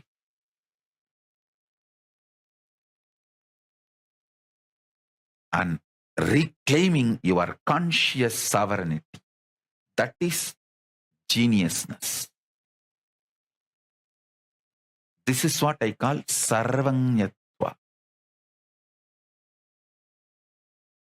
So when I use the word Brahmin, I mean that families, that communities which were carrying the knowledge for next generations. Even 6-7 generations before you stopped practicing Vedas and Vedic tradition also, it's okay because it is in your DNA. Even for 6-7 generations, you are not listening, practicing, chanting Vedas also. Your DNA has a capacity to give birth to a baby.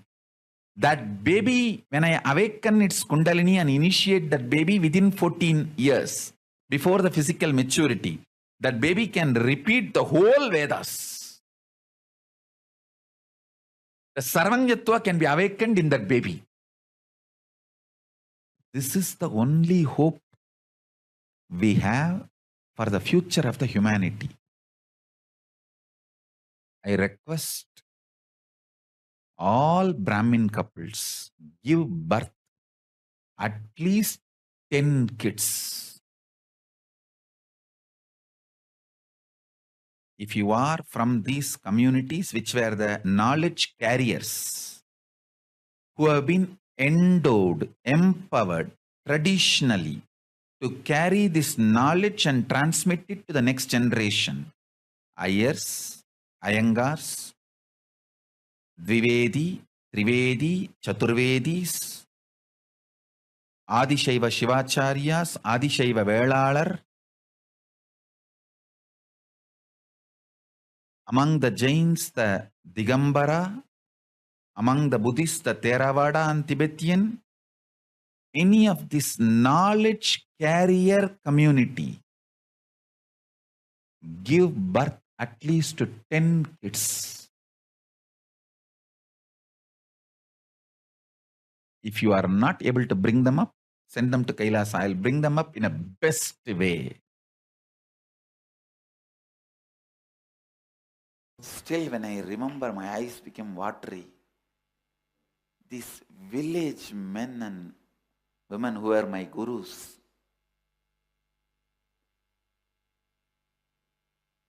both my gurus, Yogananda Puri and Vibhudananda Puri, what an extraordinary intelligence they were having.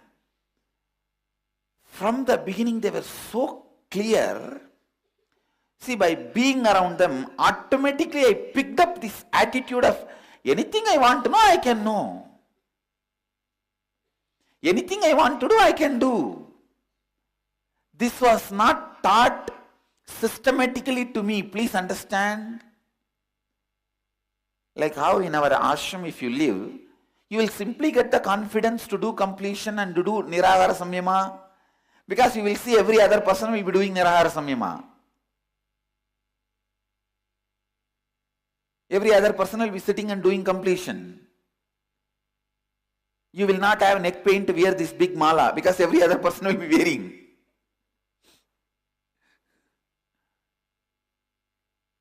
Just things are in the air. You see, there are some things which are not taught. You pick it up from the air.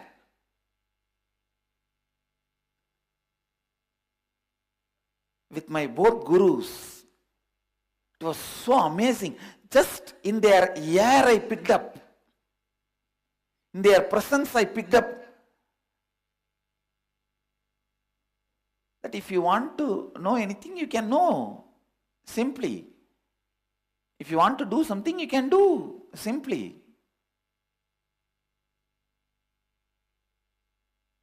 I never know whether it is a swimming or climbing the hill or anything. Human beings need to be taught. I always thought, you want, just jump and do it. Not just the swimming and trekking. Everything. I still remember one day I went to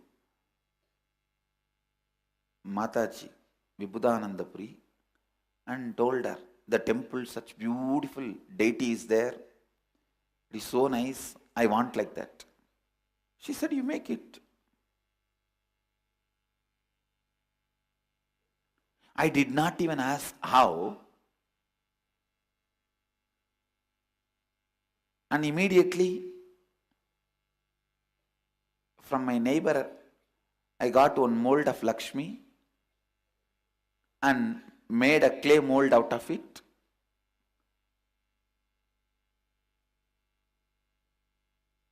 And did not get any other metal other than few aluminium plates from my mother.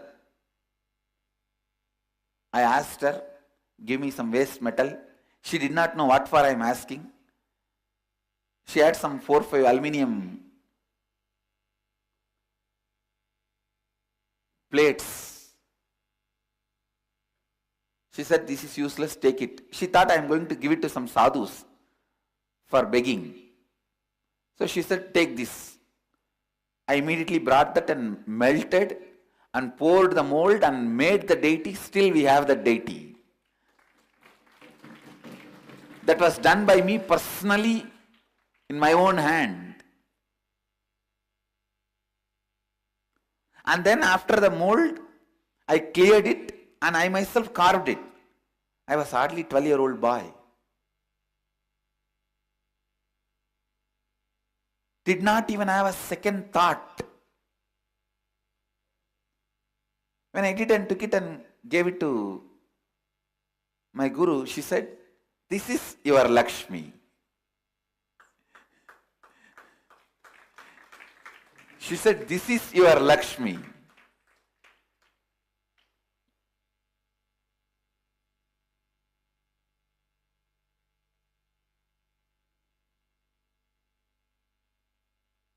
This ability to look into anything and the space of completion to look into anything and no incompletions about anything, simply possibility.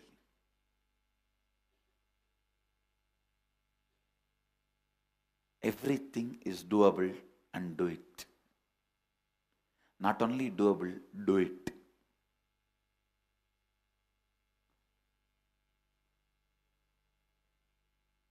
Blind spots are not inabilities, they are choices. Thinking blind spot is inability is karma. Understanding it is a choice is freedom from karma.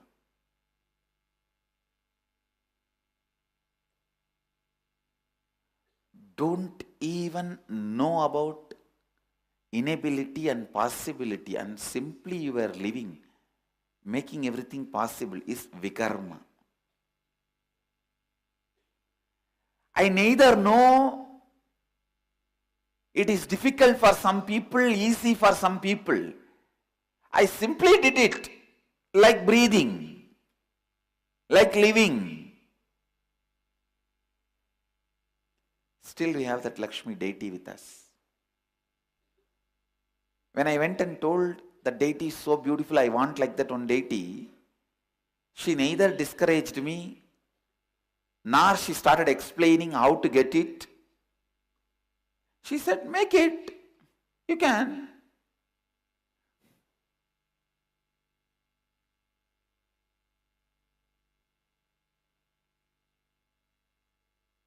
I tell you, having the clarity,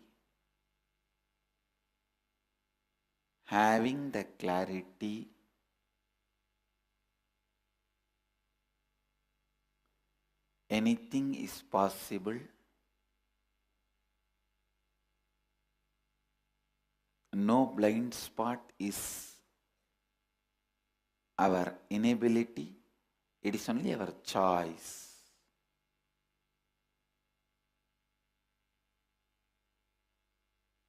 Is sarvanyatva. Have this clarity. Anything is possible. Fundamental education need to be given for a child is the child should discover its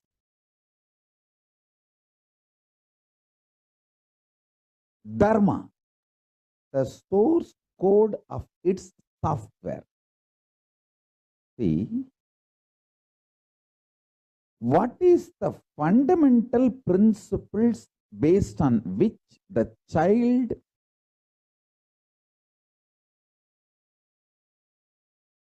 has printed its body?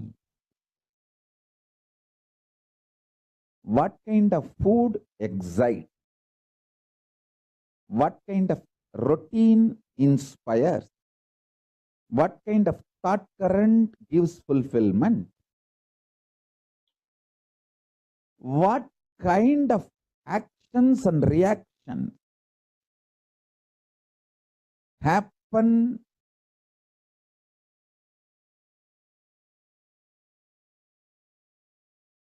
in your internal organs? A child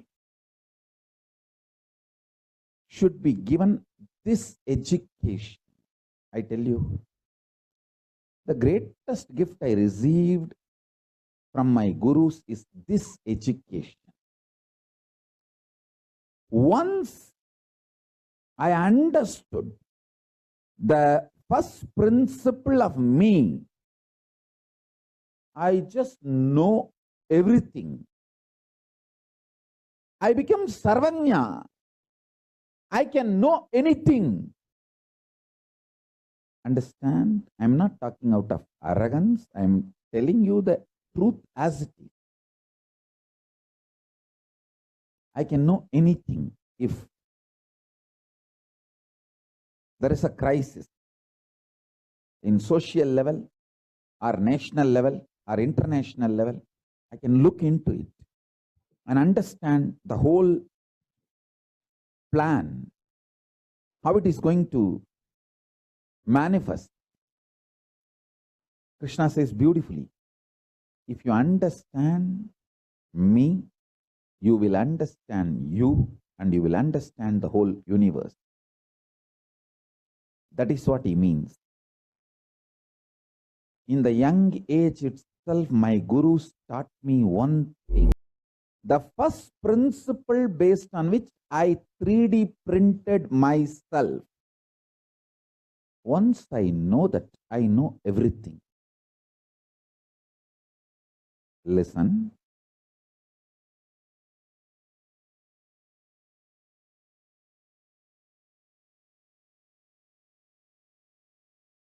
If I can produce 10,000 kids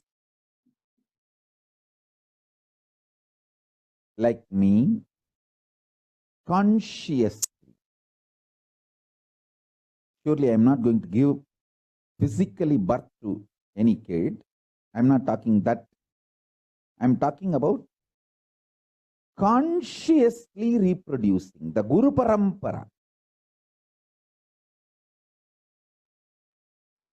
Reproducing the same superconsciousness.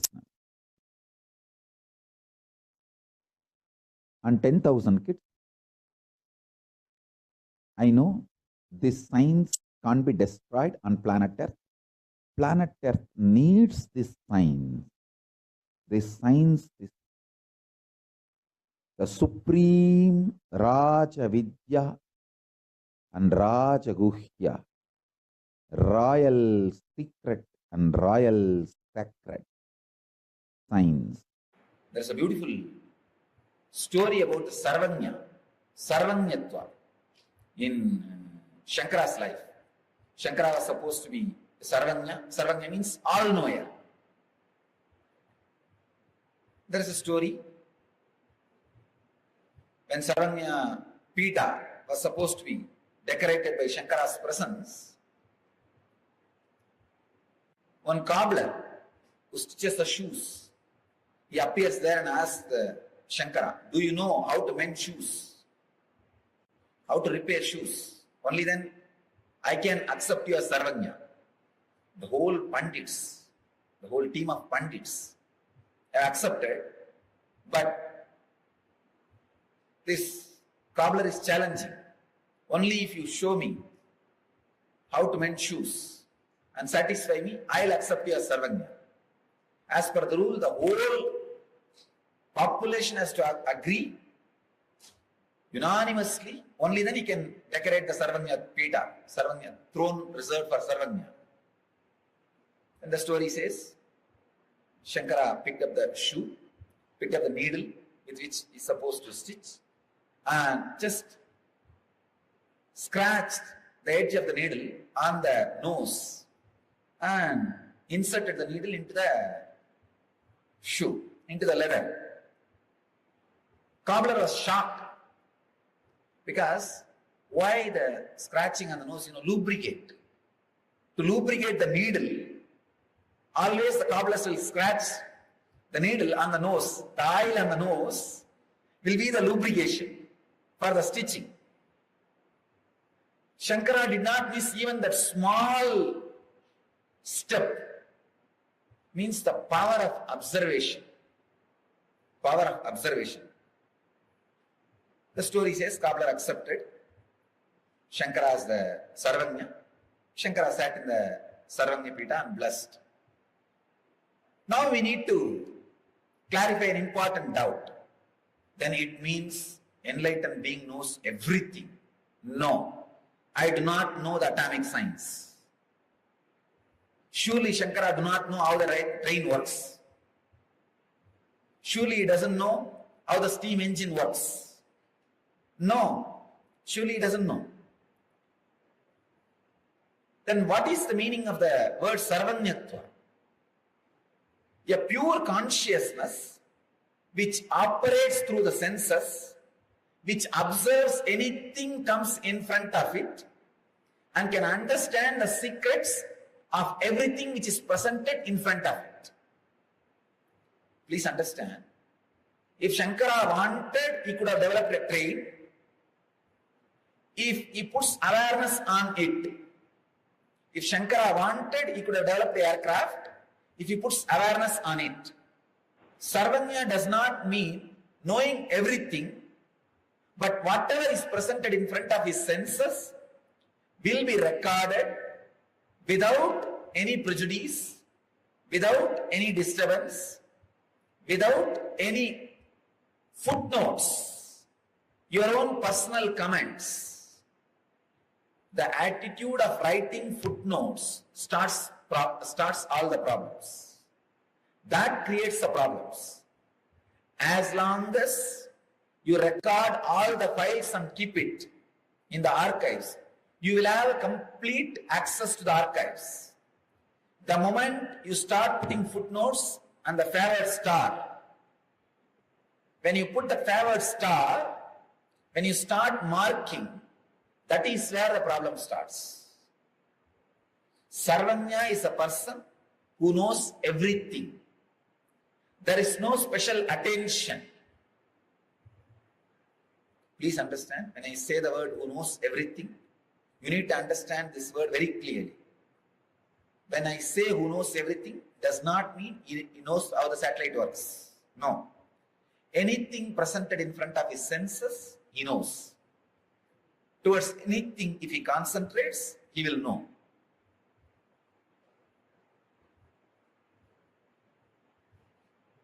He does not have the fear that he does not know something.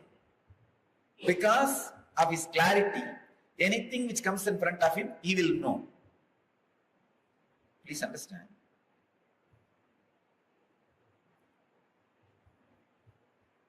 When somebody experiences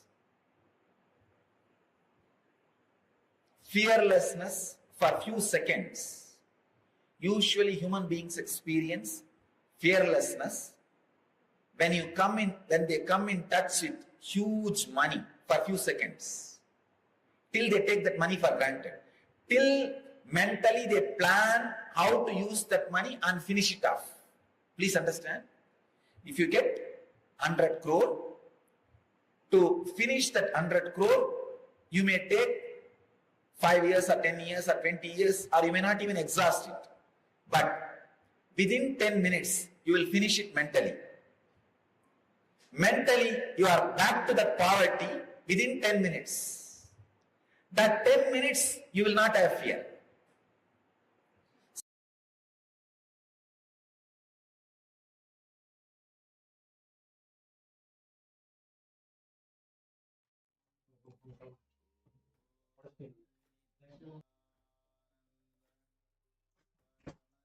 Yes, it's an intense revelations from the Supreme Pontiff of Hinduism about Sarvanyatva. I think it gives tremendous power to all of us, right? So now, with this powerful understanding about Sarvanyatva, let us get into a small internalizing exercise to manifest this to be part of our life.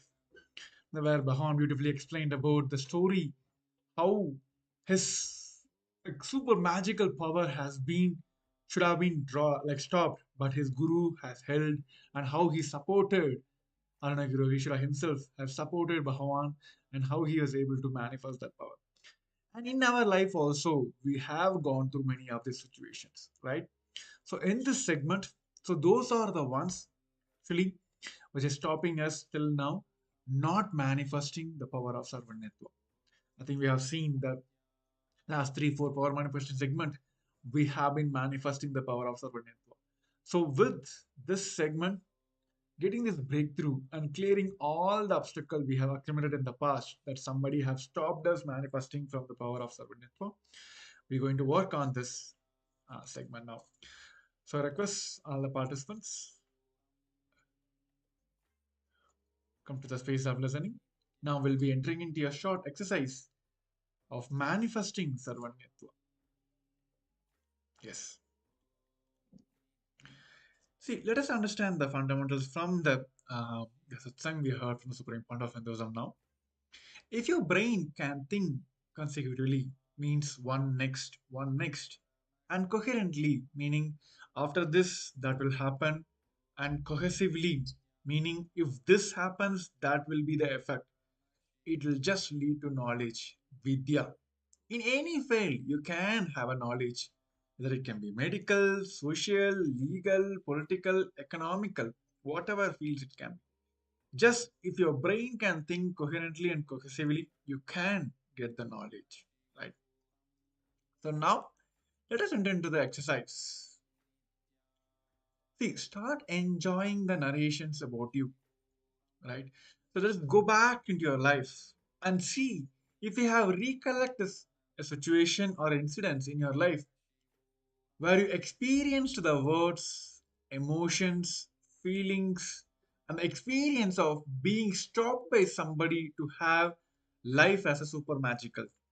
Exactly what happened in Bhagavan's life, the situation, that 1 rupee deity story which Bhagavan has beautifully explained to all of us. We may also have encountered many situations like that. So now look into your life and see if you can recollect a situations or an incidents in your life where you experienced or you heard a words or experienced an emotion or a feeling of being stopped by somebody to have life as a super magical. So write down the situations and your experience now. Let's intensely do this job process. I request all the participants to start penning down the incidents where you felt being stopped by somebody to have a life as a super magic. Yes, let's start now.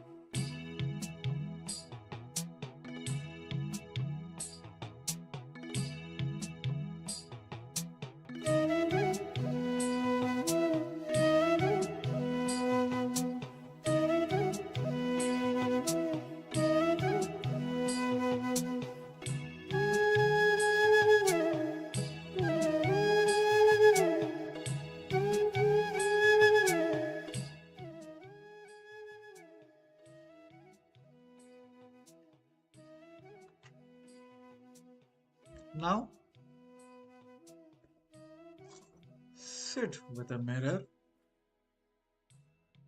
into whose listening you are completing with the situations and the incidents and completing with the self as well. Now pick up your mirror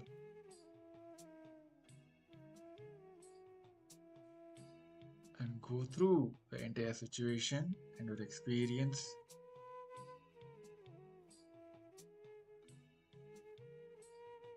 Just go on, complete with the situations and the incidents. By doing this, you are completing with the self as well. Let's take a few moments to do this process intensely.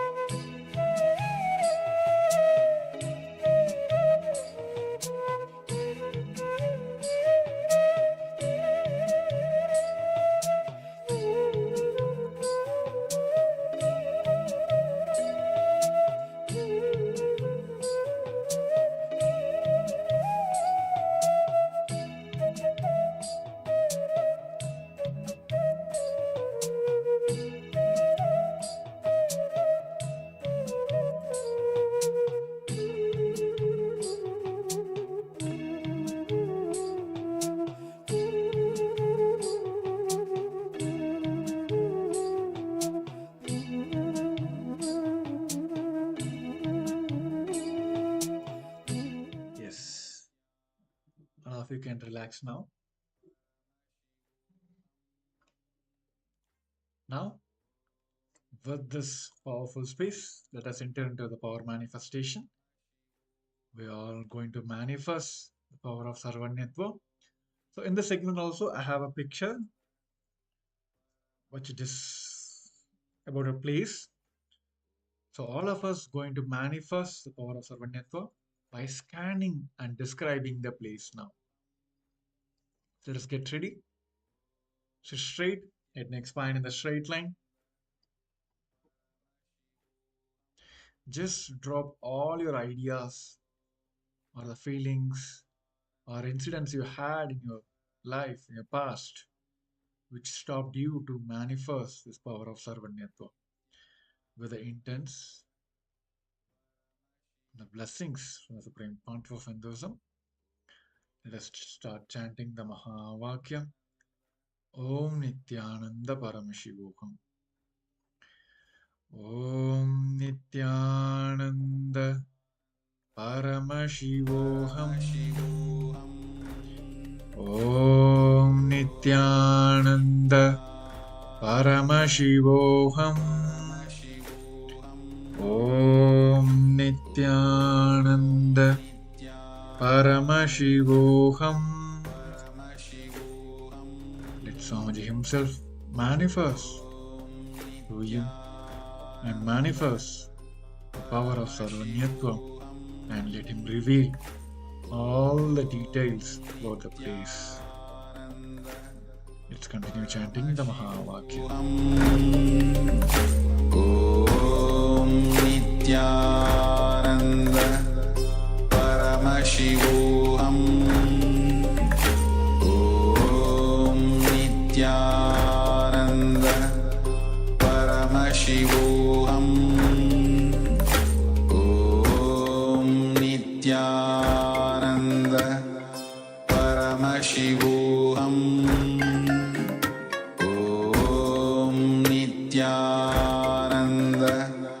Paramashivoham Om Nityananda Paramashivoham Om Nityananda Paramashivoham Om Nityananda Paramashivoham Om Nityananda Paramashivoham Om Nityananda. Yes. All of you can relax now. Please head over and share what Swamiji have revealed and what you are able to manifest during this segment. What are the details? How you are able to describe this place? Please pen down. And all the participants, I invite you to also share in the Zoom chat what Paramashiva, what Swamiji have revealed during this segment. And any of the participants, if you are facing any obstacle during this power manifestation segment, please post that also in the Zoom chat. With the acharyas, we will be able to scan and reveal where your obstacles are and how you can clear all that and manifest during this power manifestation segment. So yes, let us verify the answers now. It is Pamukkale as a lake, or it's like a location in Turkey. It's one of the most beautiful places in the world, and this stunning landscape is known for its cascading white terrace from the mineral-rich natural springs. You can see it's a beautiful overview, the top, and it's an excellent site, which is also called as the Cotton Castle, due to its similarity to the small fortress made of cotton, like billowing in the wind. It is like a kind of, also looks like a cotton candy, right? So how many of you are able to, oh, okay. Okay. Okay, Anna is able to see. Okay, so, oh, okay. Wow. Many have manifested the power. That's wonderful. Stephanie, Stephanie, it's really, really wonderful. Okay. Okay, you have manifested Turkey. That's really wonderful, Ma. And Anna is also have manifested. I think she have manifested the exact word, exact like the exact location as well as the country also. That's really wonderful. Okay. So now let us like quickly take a moment also to share how this entire power manifestation went for you. Like from the moment you started chanting the Mahavakya, how it was revealed to you, how Swamiji have manifested through you. So let's take a moment to share that in the Zoom chat, and also take a moment to like share it in your social media. Also, maybe you can make a tweet or a post in your social Facebook. How, what is the powerful cognition which you carried inside? How you're able to manifest this power? I'll tell you, maybe like this, you can keep it as a bookmark later on when you are like, there was a time when you are not able to manifest this power. You can just come back to this video and watch yourself how you manifested this power. Then this mirror neurons will happen immediately. Then you're able to come back to same wonders moments. It is like bookmark you made, like, okay, this is the best moment I manifested this power. Then when you're like not able to manifest power, or struggling to like being in the space of unclutching and like connect with Swamiji and being in the space of oneness, all that time you yourself can watch your video, and that helps you manifest the power very easily. That is the one of the signs behind asking all the participants to make a video and share it in the social media as well. So yes, that is really, really wonderful. So with this, let us go on to the next segment. And I also invite participants, other participants, like if you have seen,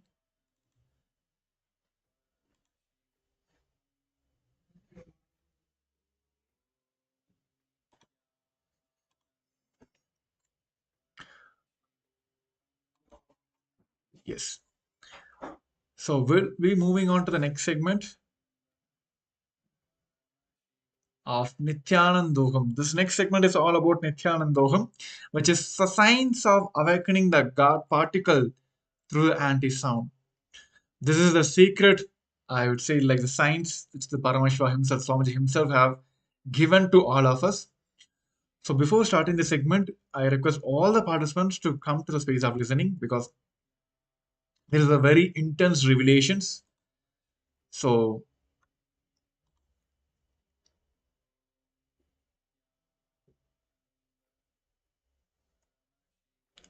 yes.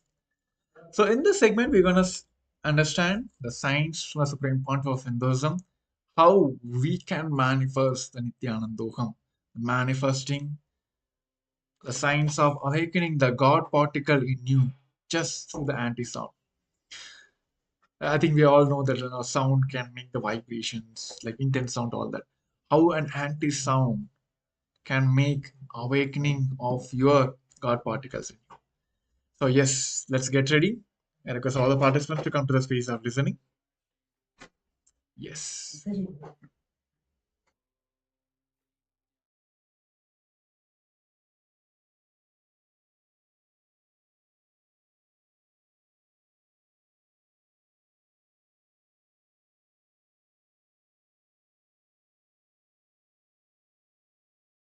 Whole life, whether your life in this planet Earth or the life in Mahakailasa, whole life is all about Shakti. Understand? Everything about life is Shakti. Shakti is the life. Shakti is the God particle.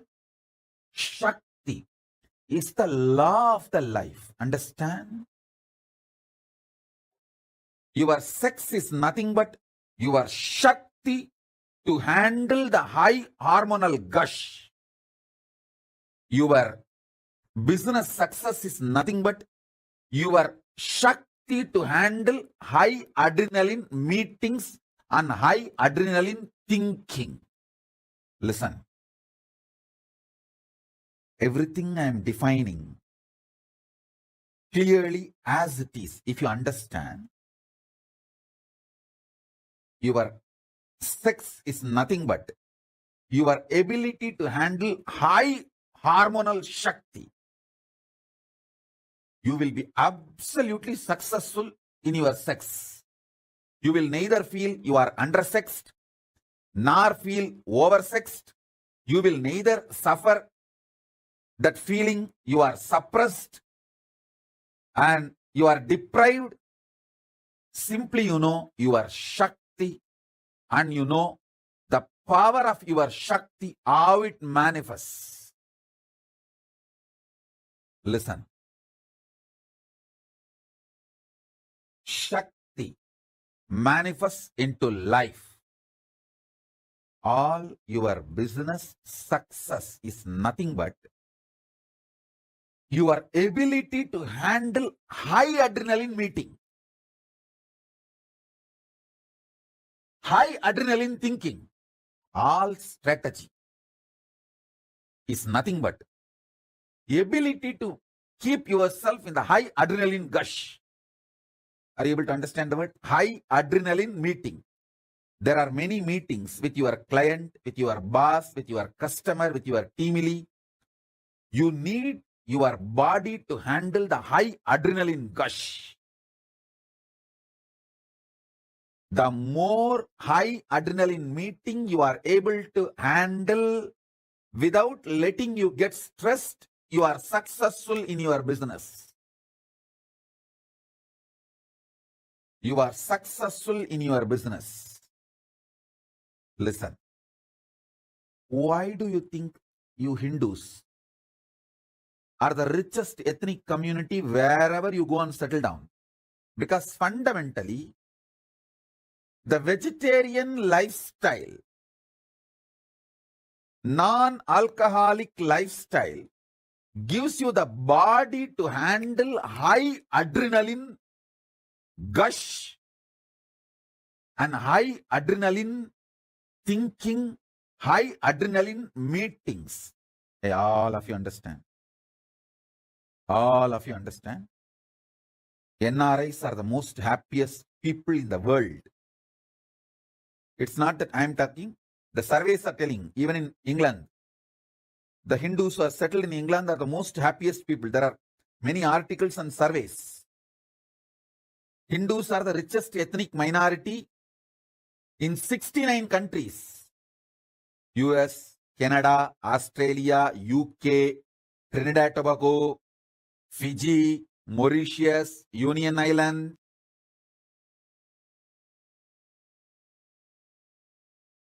Reason is your ability to handle the Shakti for high adrenaline meetings. I insist on maintaining Hindu lifestyle so that you will transmit the same power to your next generation. Even those who got habituated for regular alcohol and non-veg have started only recently in this 1 or 2 generation. Even now, if you stop the non-veg and alcohol and stop damaging your genes and DNA, you can transmit this highest Shakti to handle high adrenaline meetings, high adrenaline thinking. Understand? Health is nothing but ability, Shakti, to digest anything put inside the body. Food or information.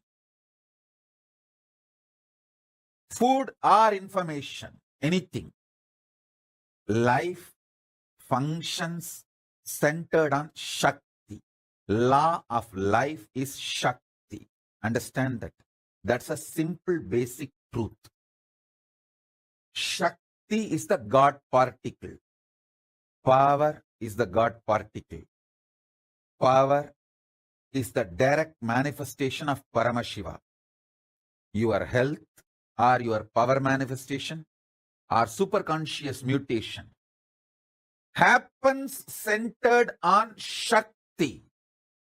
Just raising your Shakti level is all happens in this whole superconscious mutation process. In this whole 21 days, all I am doing is intensely raising your Shakti level through my eyes. I don't know how many of you have observed. Sometimes suddenly physically you will see body huge. And some days you will see it is lean. Some days you will see it vibrates, shining. Some days you will see it is just silent, mild flow. You will never see the body same way because somebody who is living inside the body, somebody who is living inside this body is using this body. Understand? You can never come to any conclusion seeing the external appearance of my body about me or my health. No doctor can come to any conclusion about my health. Suddenly you will see I will remove 30 kg weight out of the body within just 3 months. And I will add 10 kg in a week. Again after that I will remove 15 kg, 20 kg in a week. Now I need more water inside the body for this whole initiation. I have just added the weight. Once the program is over, suddenly you will see that I removed 15 kg weight. It's an atomic power station. Maybe I can say strong nuclear force atomic power station. Listen. Life is all about power. This whole initiation is all about power. Shakti. Law of life is Shakti. I am not saying might is right. I am saying success or failure, good or bad, everything happens based on the power, Shakti. Your strength and ability to operate and handle Shakti. Whether the longevity of your life or active hours of your life or anything you manifest is Shakti centered. Whether in business, relationship, life, it is all about Shakti. The moral of the universe is Shakti. Universe has no other separate moral. Societies will have its own moral. Somebody goes to Ramakrishna and asks Ramakrishna, what is this? This Narendra. Narendra is Vivekananda. Vivekananda's pre-monastic name is Narendra. This Vivekananda is eating non-vegetarian. Ramakrishna laughs and tells, even if he eats beef, the DNA of the beef will be converted into his DNA, not that beef's DNA will affect his DNA. He says he's such power, fire.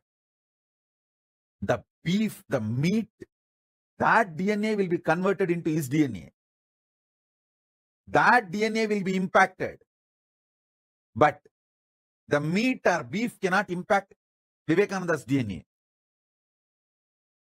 And he says, I will not tell Vivekananda to stop, let him eat what he wants. He did not tell Vivekananda to stop. Till the end of his life, Vivekananda continued to eat non-vegetarian, smoking, and once in a while, everything. But nothing affected him. The power he radiated, the power he manifested. God. In the shortest period, it's all only 130 years. He left the body in 1902.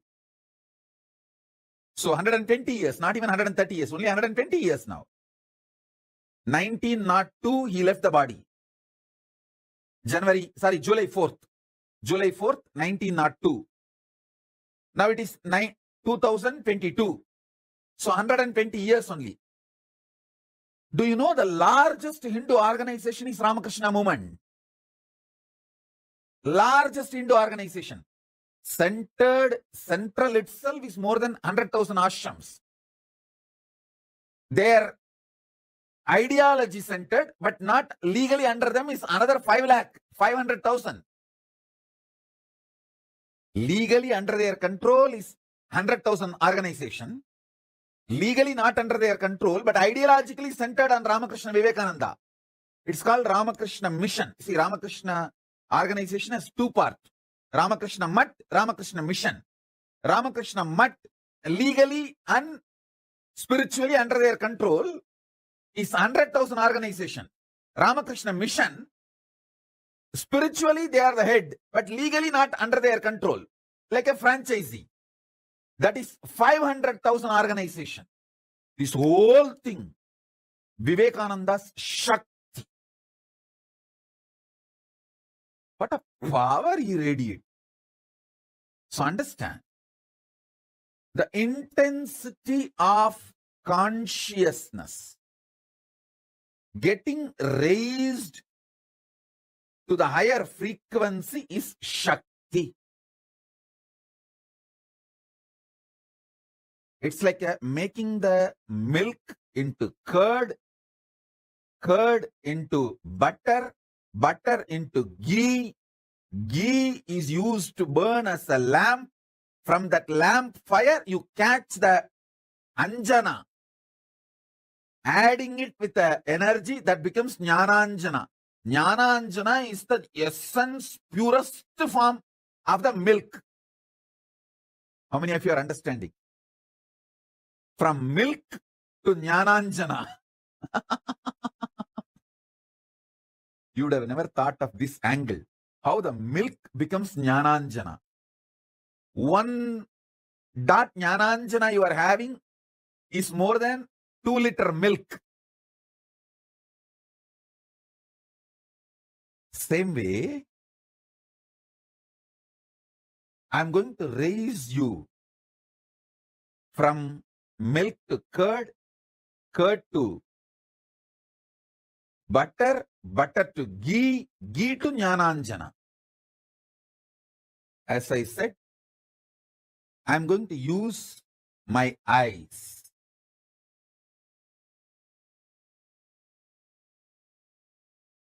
Most of us have this problem. Once in a while you think about seeking does not make you 30 years seeker.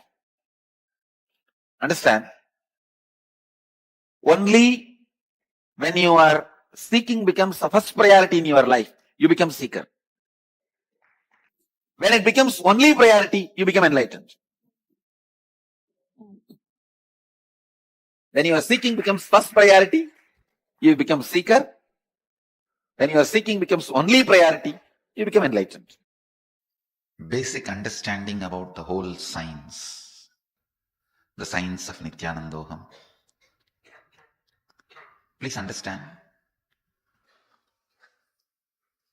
I'm going to work on 3 levels of you. Your muscle memory, biomemory, bioenergy.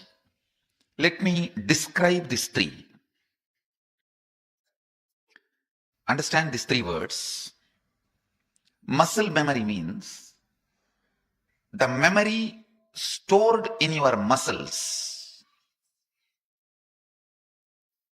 Muscle memory. This is a memory where all your day-to-day actions are recorded. Like if you eat the food, how to digest is already recorded in your muscle memory. The way you wake up, the way you do your day-to-day activities like brushing the teeth, taking bath, dressing up, your taste about the food, about the dress, what do you want, what you don't like, your day-to-day joys and pains, good, bad, sufferings and bliss, all this. Whole thing is recorded in your muscle memory. When your muscle memory forgets how to digest the food you eat, that's when the digestion problem starts. It starts following some other cracked memory, broken memory, a disturbed memory, or crashed informations. That is when it becomes digestion problem. So, every good, bad you go through in your everyday life, even the addictions, if you are addicted to laziness, addicted to alcohol, addicted to smoking, this addicted to smoking, alcohol, now you can understand. Addicted to laziness, that is one of the biggest problem, which you don't understand. Addicted to boredom. For everything you feel bored, tired. Addicted to laziness, addicted to boredom. All this is recorded in your muscle memory. When your muscle memories make patterns, they can make or break your life. For example, if you are not able to lift even 1 kilo weight, that is the pattern of your muscles. If you are able to lift 10,000 kg weight, that is the possibility of your muscle memory. Understand? Both are actually, end of the day, belongs to your muscle memory. If you feel, oh, even 1 kg I can't lift, I will have this pain, this pain. Sometimes people, if you lift with the right hand, you have left hand pain. Not really. When you decide strongly, you can't lift. Your own knee pains lifting your own body. So the muscle memory is responsible for many of your impossibilities, many of your possibilities. If your muscle memory is reprogrammed, it can lift anything. I am not unscientific. I am not wrong. I am not giving false hope when I say, if your muscles can be programmed, it can lift anything. Please understand, I am not giving you any false hope. If your muscles can be programmed, if you are convinced about the purpose and if you are programmed, you can lift anything. Really. I'm not giving you any false theories. I'm not giving you any stupid stories. I'm not doing anything unethical. I'm not saying anything unethical. One, in the Vedic tradition, whatever master does, that is dharma, ethics. Second, even the so-called normal society's ethics, the word I am uttering is a proper science. Before proving some of the theories proposed by scientists will look impractical, so you may call them foolish, impractical, sometimes even unethical. What I am saying is not even before proving. It is an established science in Vedic tradition. Many had this power. Very recently, a very great personality, Swami Chinmay, Sri Chinmay. Sorry, not Swami Chinmay, Sri Chinmay. I don't know, any of you have seen him? He lived in New York. He could lift anything. Anything. Not just elephants. He used to lift elephants. How many of you have seen his pictures lifting elephants? And not only that, anything which can be lifted, he can lift. Really. In India, he lifted on train. Because he asked the US government did not allow him to lift the train. He came to India. In India, you don't need permission, so he just lifted. No, really. He lifted the train. It's established science. When it is restricting, it is pattern. When it is empowering, it is possibility. I'm talking about the muscle memory. When it is restricting, it is pattern. When it is empowering, it is possibility. If you can't even see clearly with your 2 eyes, it is pattern. If you can see with your 3 eyes, it is possibility. But actually the third eye is in the biomemory level. It is not in the muscle memory. Let me explain step by step. Here all I am trying to do is help you find all the restrictive patterns in your muscle memory and completing with it and helping you to develop all your possibilities. Helping you to develop all your possibilities. It's not that you have to develop all the possibilities, but whatever you wanted, you can develop. It's not that everyone will want to have weightlifting possibility like Sri Chinmay. Who wants to lift elephant? Let him be there, we will be there. Let us learn to lift whatever we need to lift in the life. Of course, if you decide, yes, I really want to do that, that possibility is available for you. It is available for you. In the muscle memory level, when you awaken the muscle memory complete and open up the possibilities, the things you see in the circus are all possibilities. Things you see in the circus or dance, this lot of Guinness record things, these are all possibilities only. All your day-to-day activities, the way you respond, everything is your possibility. More and more completion as per the technology available in Vedic scriptures, can complete your muscle memory and awaken your possibilities. Next, biomemory.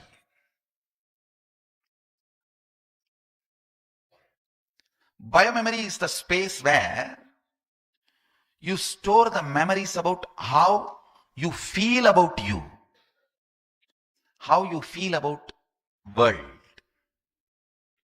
how you feel about life, how you feel about God. If you feel He is there for you. If you feel He is not there, He is not there for you. That's the beauty of God. He never forces Himself on anybody. If you strongly program your biomemory, He is not there, He will not be there for you. If you strongly program your your biomemory, He is there, He will be there for you. Whatever ideas you carry in your biomemory, if it is restricting, it is incompletions. If it is empowering, it is powers. See, when you are empowered in your muscle memory level, it is possibilities. When you are empowered in your biomemory level, it is powers. You start expressing powers. Possibilities come by practice.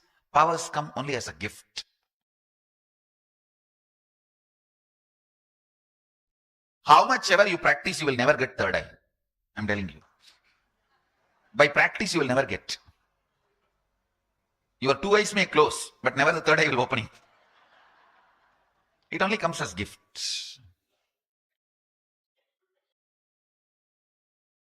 So the powers are from totally different space. The idea you have about you, if it is very suffocating, we call that as incompletion. Same thing. If it is completed and the expansive truths are embedded in your biomemory, that becomes power. So if you have an idea even with two eyes, I'm not able to see clearly, that is incompletion in biomemory. If that is completed and your biomemory was given as a gift, I can see even through three eyes. That is power. That can be done by the proper use of sounds and vibrations, which I do it in Shivoham process.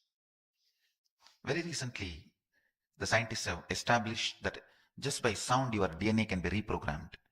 Did any of you see that research? They established it. 60,000 years before Mahadeva established it. Awakening your muscle memory can be done by techniques, and awakening your biomemory can be done by Shivoham process using session visualizations. The third core you is bioenergy. The real you in you.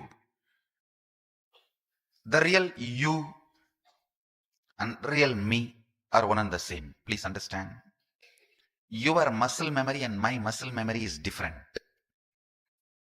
The way you wake up, eat, dress up, everything is different. And the way I eat, wake up, dress up or digest, everything is different. Your muscle memory and my muscle memory are different. Your biomemory and my biomemory are different. The way you hold you, the way I hold me is all different. The way you hold God, the way I hold God is different. But your bioenergy and my bioenergy is one and the same. Please understand. Your bioenergy and my bioenergy is one and the same. The bioenergy of Rama, Krishna, Mahadeva, worst terrorists, murderers, you, every bioenergy is same. That there's no difference. All the difference is only in the muscle memory and biomemory. not in bioenergy. There we are all one, the unified field of consciousness. When your bioenergy is sleeping, it is called God particle. When it is awakened and able to awaken others, God particle, it is called God. When your bioenergy is sleeping, it is God particle. When your bioenergy is awakened and it can awaken others' bioenergy, it is God. That's all.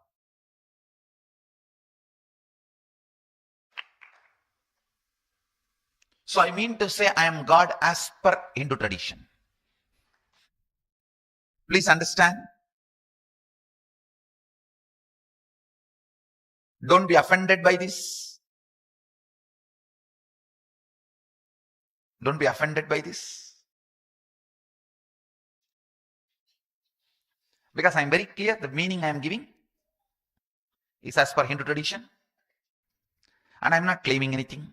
You should not be quoting this word in your context. It should be very clear. The word should be understood from my context. In Hindu tradition, the guru who can awaken your bioenergy is worshipped, revered, respected as God. In a way, Mahadeva declares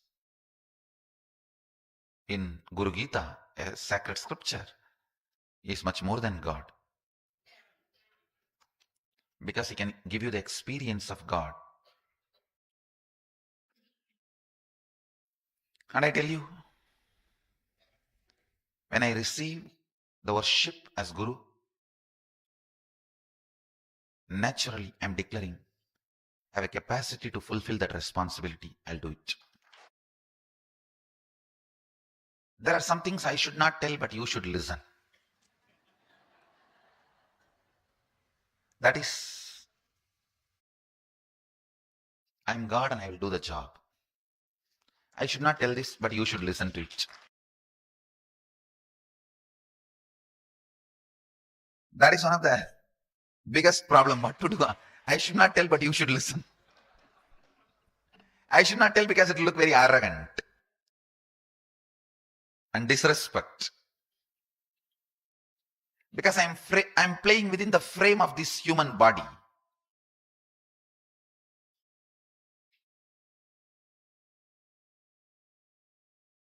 This whole process is, Nityananda process is all about awakening that bioenergy, God particle in you.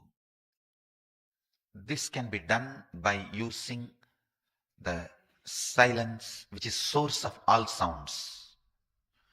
I'm not talking about the silence which is in graveyard. The silence which is absence of sounds, no. Using that, you can fall asleep, not wake up.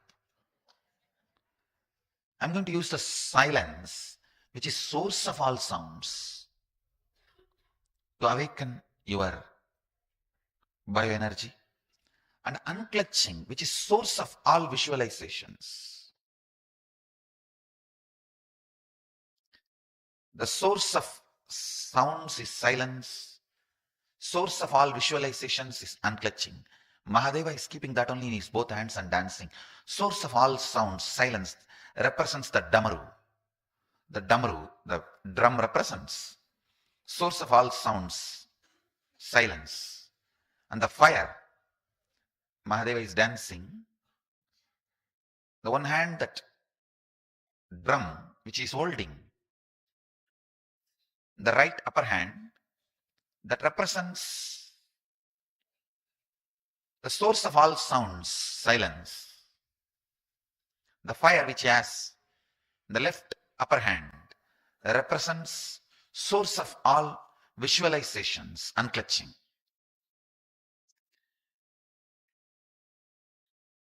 One more line I should not say, but you should listen.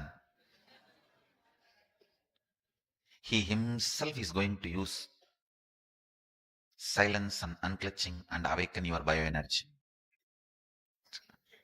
There are something I should say, you should listen. Teachings. There are some things I should not say, but you should listen. Declarations about me. So this whole process is about using the unclutching and silence. Actually, that is what I'm doing when I'm throwing my fingers and hands in the air. That is what exactly I'm doing. I'm creating that source of sound and sending it to awaken the God particle bioenergy in you. That is why such extraordinary experiences are happening. And you don't need to have that feeling that I'm not surrendering enough, or I'm not dedicated enough, I'm not devoted enough, I don't have enough devotion. And that is a kind of a self-doubt. Beyond that barrier of not having dedication or surrender, also I can just penetrate and awaken your bioenergy. But as per the enlightened ethics, I need your permission. It's like a saying yes to me. So now I'll clearly ask whoever wants to give yes to me, just raise. I'll accept this as, I accepted this as yes.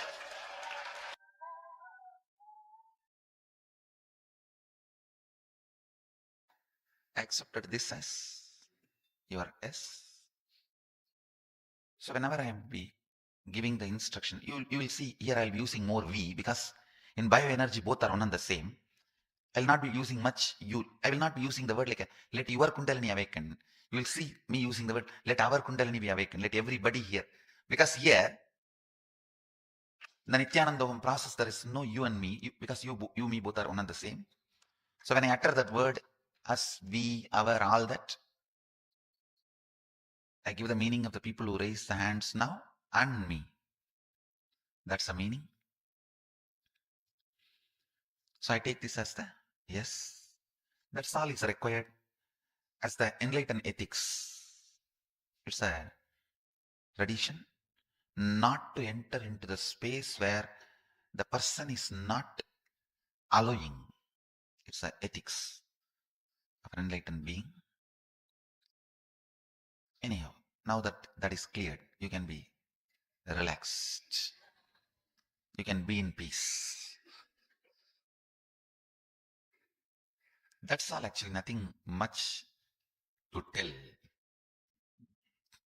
During each process I lead you, as I said, for the for the new participants, I'll make you guys do a simple process and all that, just to make you understand the depth of the work I'm doing. So that, see, the problem is sometimes the human mind is so arrogant.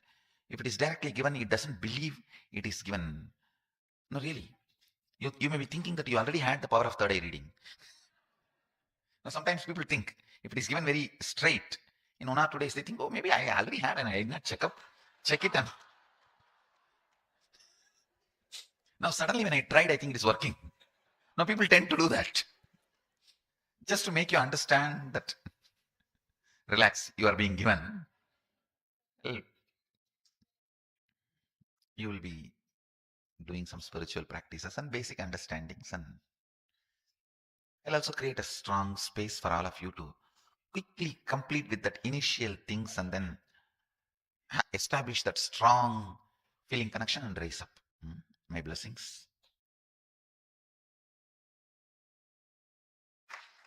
Actually, sometimes people think all these are very costly. No, do you know how I got this?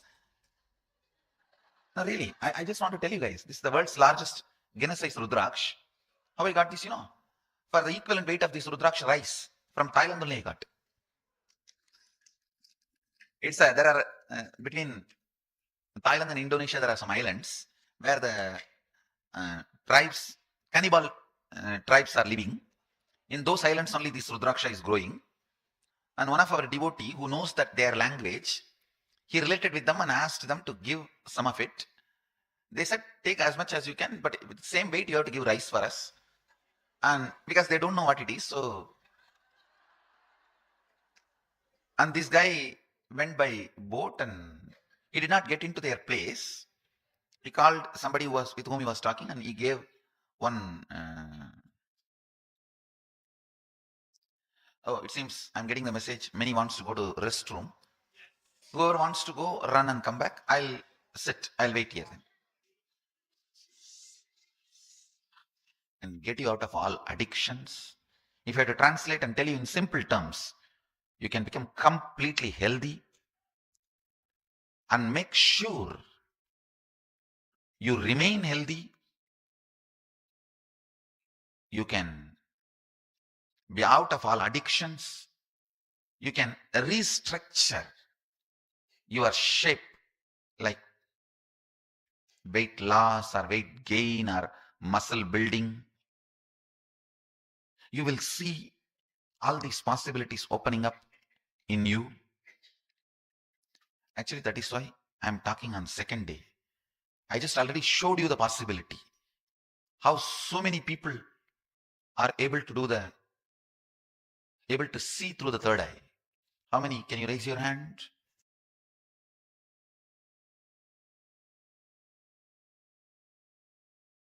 Just to tell you, it is a science.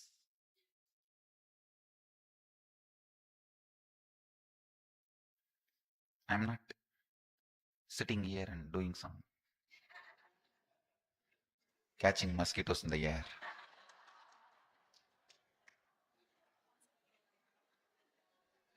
I'm catching you in the air,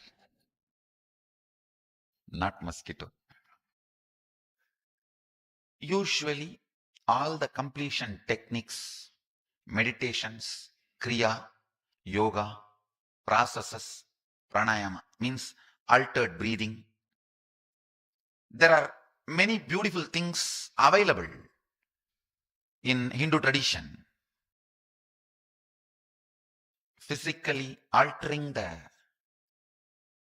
muscle memories, altering your breathing method, altering the way your memory gets recorded in your muscles. All these are various techniques, methods available in Vedic Hindu tradition, which is usually used for purifying the muscle memory and awakening the possibilities in muscle memory. Vedic Hindu tradition does not require conversion to practice the Hindu tradition, because the whole tradition is from a very intelligent system. It is just from an intelligence. It does not require any conversion. But all of you need to know, whatever I am teaching, I am doing, including your menu, everything is from Vedic scriptures. Maybe for the newcomers, I'll just give a brief few line. See, the Hindu tradition does not have one book or two book. The source book for Hindu tradition is 2 crore, 20 million books. No, really. And I need to tell you, in this body, even I have not seen the whole 20 million, 2 crore books together. Of course, from cosmic archives I have seen, I have experienced. That is one, but it's a large resource. We call it as 2 classification. Shruti, the truths heard by the great rishis, and Smriti, the same truths remembered by the great rishis as it can be practiced. These are the 2 major classification. Whatever I am doing, the whole thing belongs to the first category. The first category is the most authentic resource.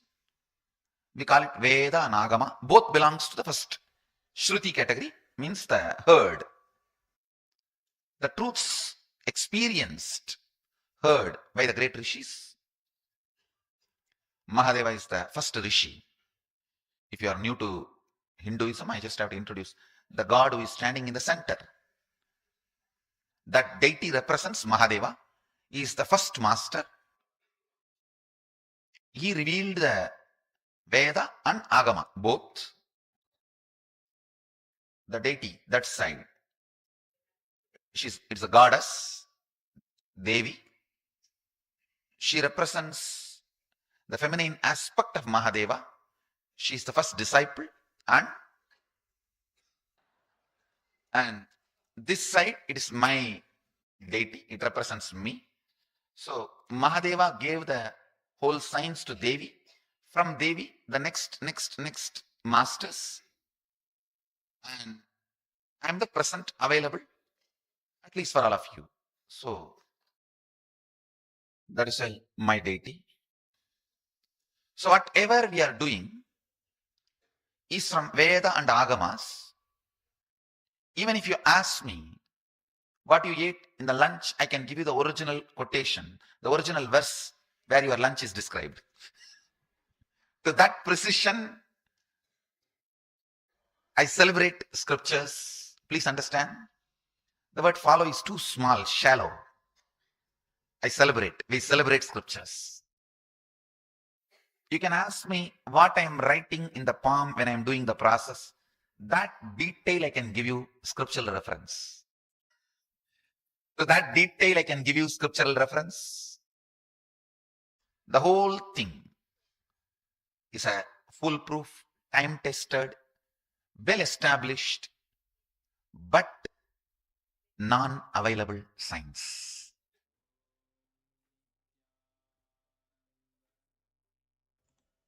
Yes.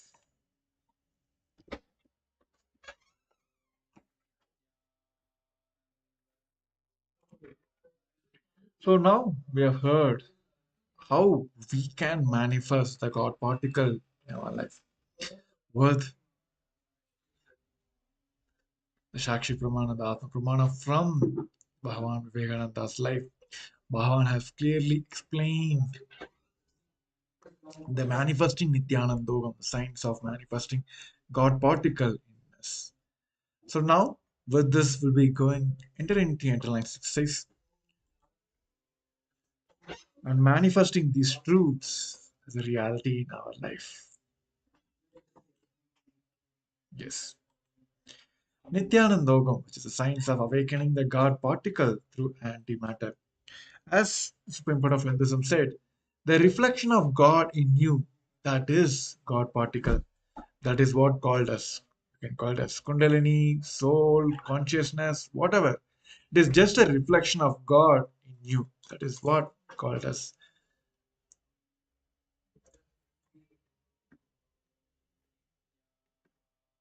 God particle. See how we can wake, how we can wake those particles away. There's just a seeking by the nature, by the way seeking. It's the only way we can awaken all the God particles in us. So now in this process, we'll be entering into a segment uh, which helps us remove all the obstacles and able to manifest the God particle in us.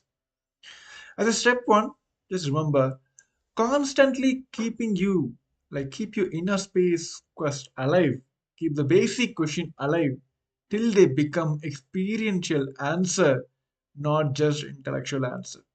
I think that is something which Bhagavan has given us the initiation and asked everyone to do in the recent time, which is focus on the source of your first person till to get that answer. Same way here, Bhagavan has said, constantly keep your inner quest alive. Keep the basic question alive till they become the experiential answer, not your intellectual answers. Right? So now, please write elaborately. Focus only on your cognitions about you. Just write elaborately the cognitions about you. Yes, yes. Let's take a few moments to pen down this now.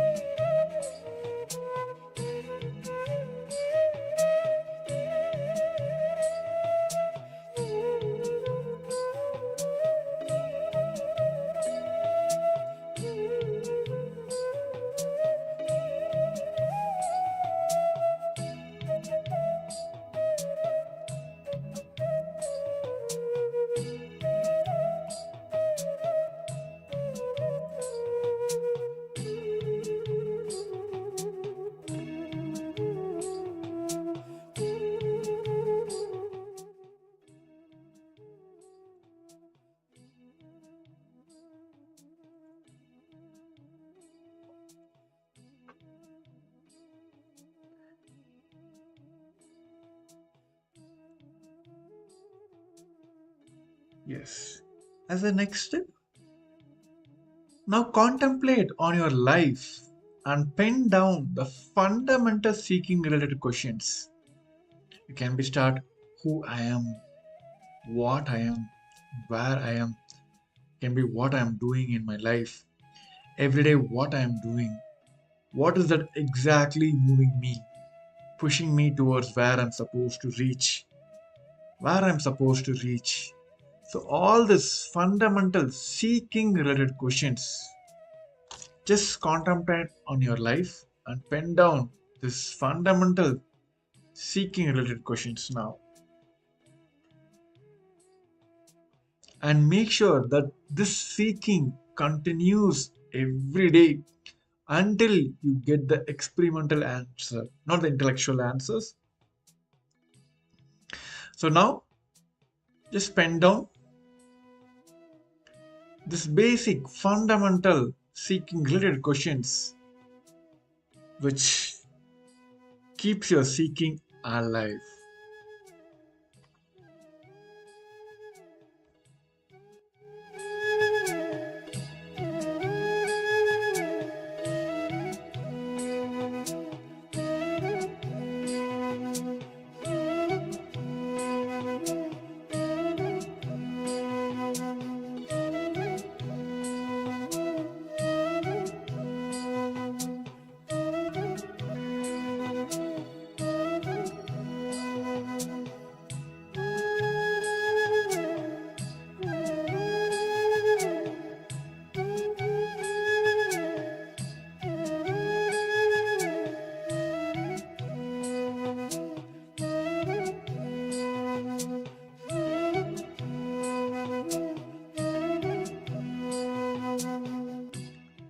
Yes.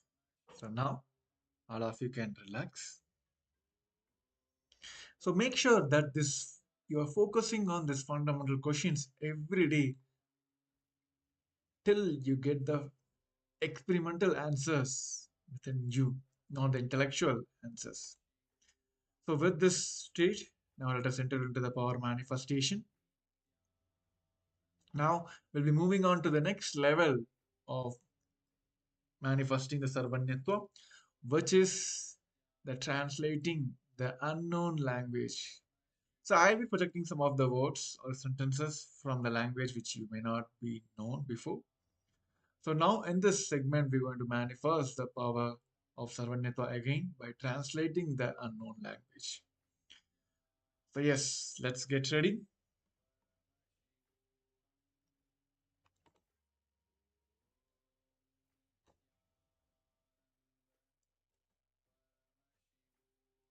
Yes. So now I'm projecting a word, a sentence for you in your screen. By manifesting the power of Sarvanyatva, scan and translate the below sentence. Yes, shall we start? Yes. Let us sit straight, head, neck, spine in the straight line. Visualize Swamiji himself is manifesting in a third eye as Paramashiva with 25 heads, 50 hands, and 75 eyes, intensely manifesting through you. Let us start chanting the Mahavakya. Om Nityananda Paramashivoham.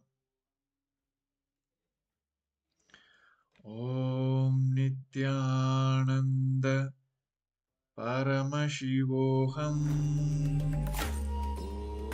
Om Nityananda Paramashivoham.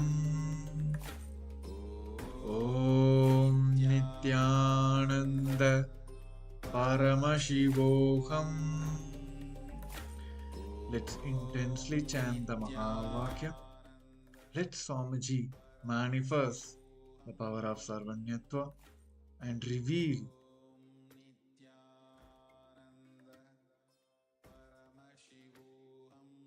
the answers to you. Let's continue chanting the Mahavakya. Nityananda Paramashivoham. Om Nityananda Paramashivoham Om Nityananda Paramashivoham Om Nityananda Paramashivoham Om Nityananda Paramashivoham Om Nityananda Paramashivoham Om Nityananda Paramashivoham Om Nityananda Paramashivoham Om Nityananda Paramashivoham Om Nityananda Paramashivoham Om Nityananda Paramashivoham Om Nityananda Paramashivoham Om Nityananda Paramashivoham Om Nityananda Paramashivoham Om Nityananda Paramashivoham Om Nityananda Paramashivoham Om Nityananda Paramashivoham. All of you can relax now. Okay, so now I request all the participants and the viewers also to quickly share what you are able to see, what you are able to manifest as a translation for the word which has been projected on your screen now. Before verifying the answers, I request all the participants. Okay, and as I've said, no beginning, no end. Okay, so before that, I just want to address Stephanie's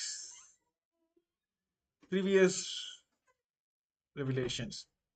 I think she mentioned that, okay, I was so tired, but I got up again to do the power manifestation and I manifested this. That is really wonderful. I think this is what we have learned in the previous segment when we are manifesting.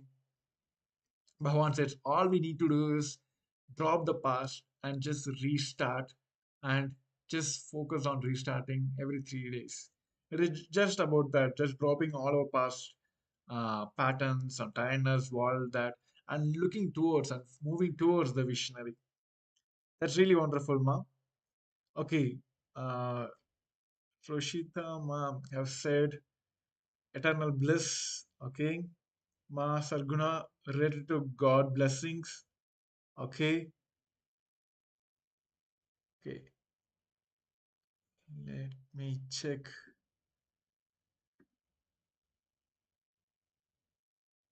Okay, so let's go ahead and verify with our answers. Yes. So this is the exact translation of the Persian sentence which has been projected on your screen, which is this world is big. It's crazy, right? Yes. So this is the sentence which has been projected for all of you in the screen.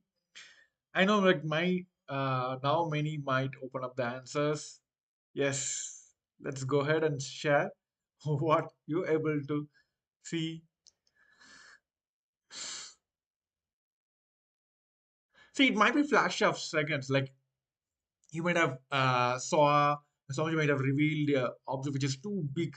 You may not catch the object, and then you feel like, okay, it's not that. Okay, let me focus. It is not that. It is like, straightly, directly. Paramashiva says, hey, here, this world is big. No, he might play his, like, Leela, all that. So you might have seen the globe or the entire world, something like that. It might become as a flash of seconds. That is why during the power manifest segment, that's why we always ask the participants and the viewers to make sure that you write all the details. So now you can also remember, just take a moment to remember what all you have, Parameshwar have showed during this power manifest segments. And if you have got these answers, please do share in the Zoom chats, and also the viewers who are watching us live, also take a moment to share in the chat box. Yes.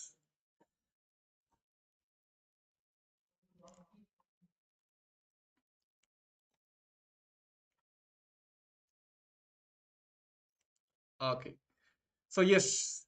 So with this, we'll be moving on to the next segment, which is, I think this is the so like, one of the special segment whenever Dakshina Murti Bhava Samaj Darshan day comes, which is the Shukra and the Brhaspati aspect of Guru, right? I think Swamiji have elaborately spoken about on the Shukra and Brhaspati, like how Shukra can just the god Shukra can, like, Guru, he has just, when he manifests the Shukra dimension, he just goes and just asks, like, manifest whatever you ask.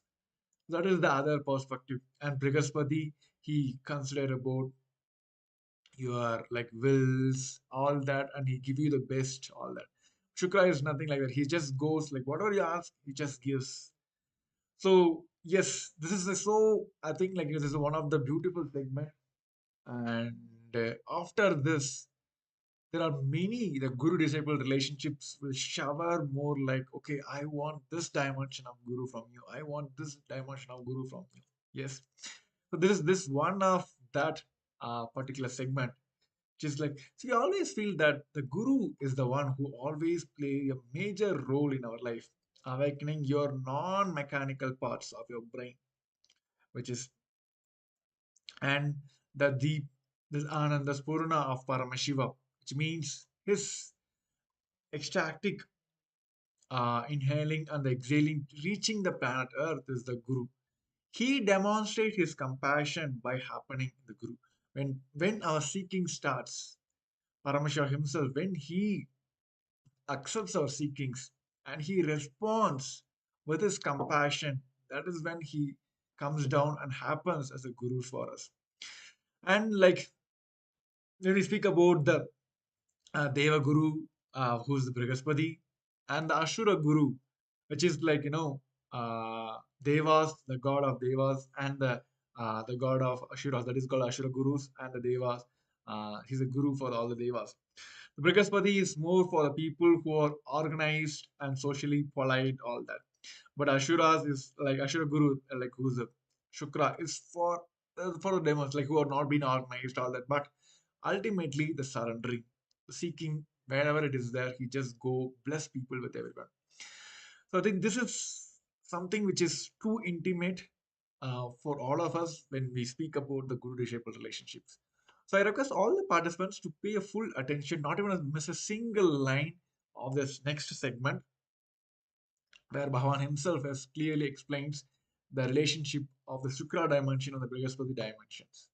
So yes, without due uh, delay, let's get into that. So I request all the participants to quickly settle down and come to the space of listening. Yes.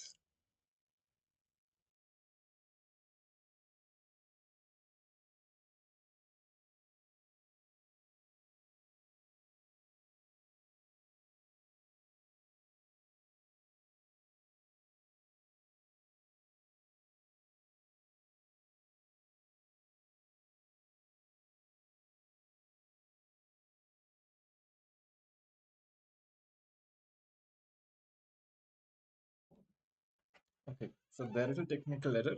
So yes. So before that,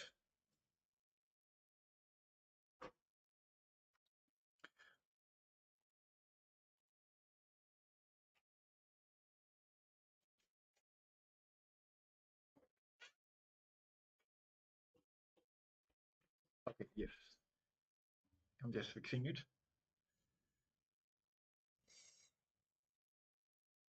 Okay, before that, how many of you heard this satsang from Swamiji speaking about the Shukra dimension and the Brhaspati dimension? I think this is one of like most watched satsang, or like something which is very unique when we speak about Guru, or which dimension we can connect with a Guru, right?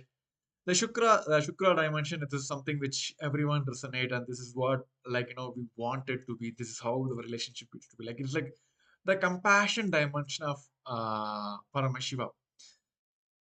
He's just like the story of the whole Shukra tapas is like how he gives the boons without judging, and to everyone who approaches him, he is the life energy. He's just giving energy.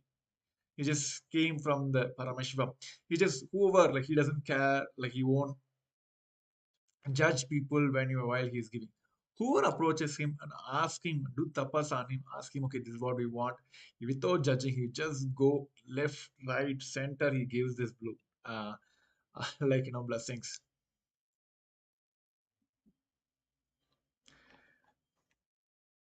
So yes.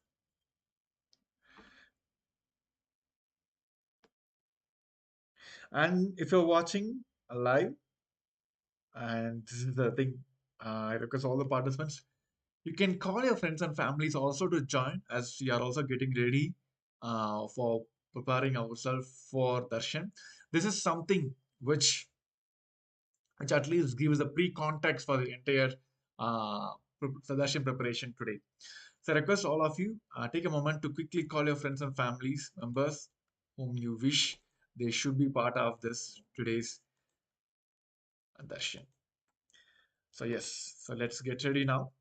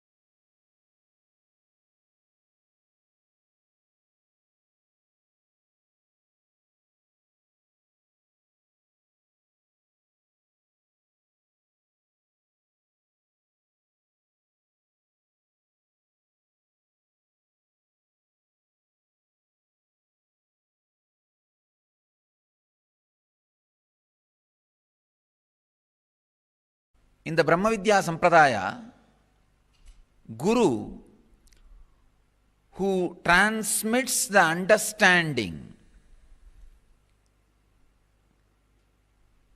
which is irrevocable, irretrievable,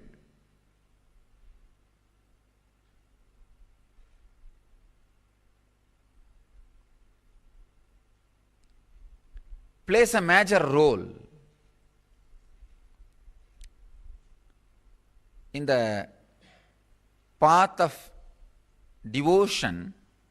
God, your chosen deity, plays a major role. In the path of yoga, the technique plays a major role. In the path of meditation, the technology plays a major role. When I use the word technology, I mean all the things around meditation, around the technique. With yoga, you may not need a music. In the path of yoga, you may not need other accessories for the technique. But in the path of meditation, it is not just technique, technology. You need some more accessories.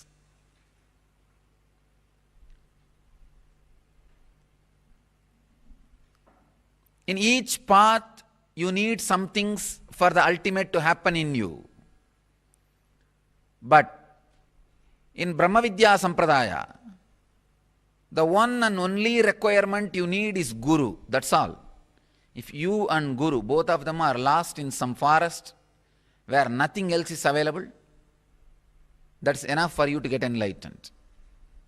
Actually, both of you are lost in some forest where nothing else is available. The enlightenment will be very easy and quick because you will not have anything to do. No other entertainment is possible.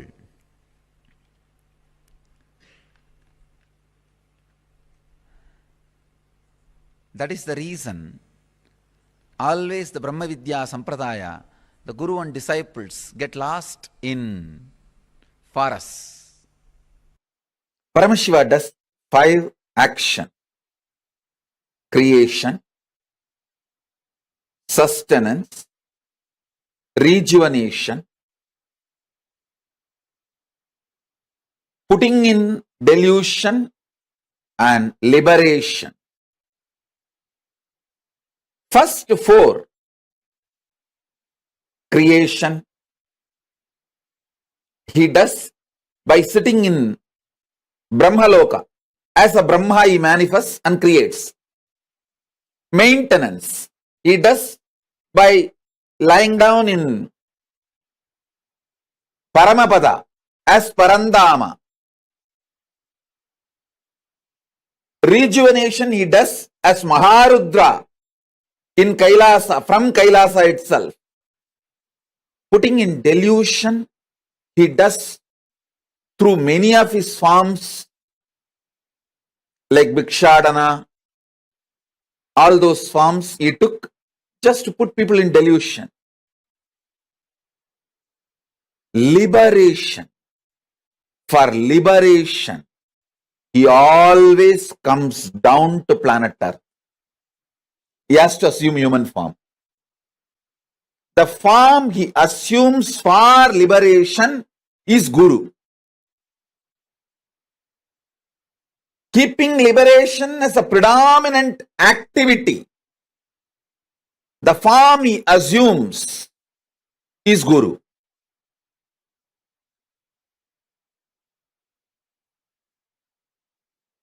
So listen, I'm going to elaborately initiate. Attend intensely.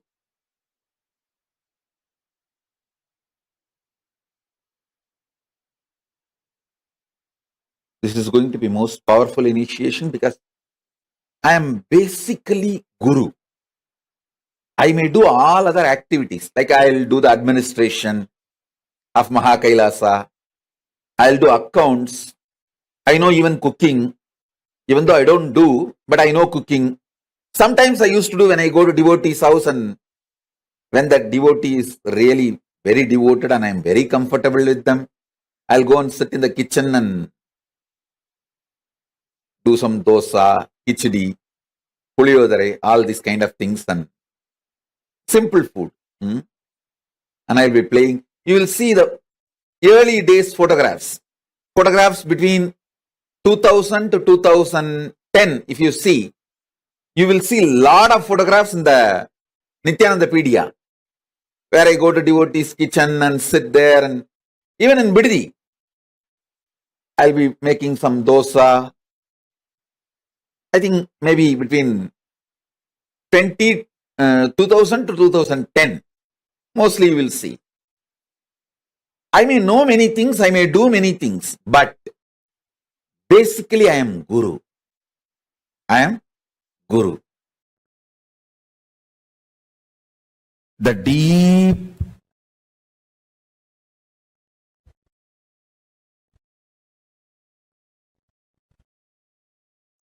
Ananda Spurana of Paramashiva means his ecstatic inhaling and exhaling, reaching to plant Guru, his own extension, his own amsa, his own manifestation, his own incarnation. Understand? Ananda Spurana of Paramashiva is inhaling and exhaling his prana pana vyanodana samana movements. His breathing space reaching out to the whole humanity is Guru. Is his incarnation happening on planet Earth? His very space manifesting here on the planet Earth is Sri Kailasa. The way he wants to grace the planet Earth, humanity, each one of your life, he demonstrates his compassion by happening as Guru, manifesting himself as incarnation and entering your life. Understand? Recognizing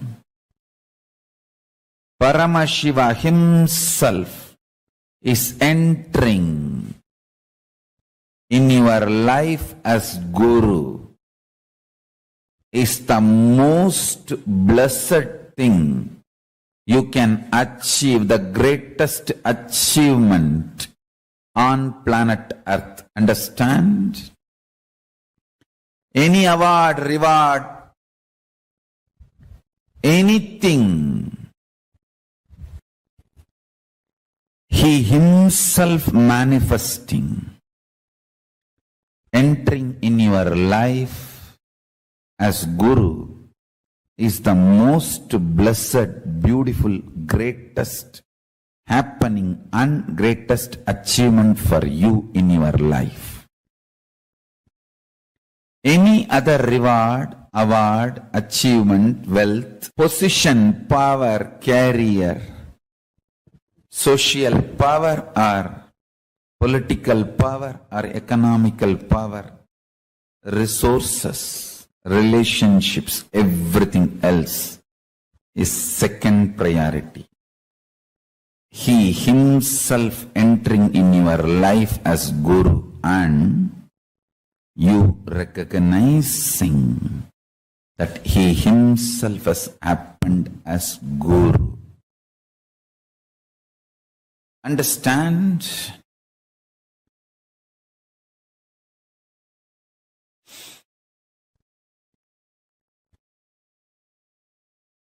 Power, enlightenment, knowledge, extreme strength. Power, enlightenment, knowledge, extreme strength.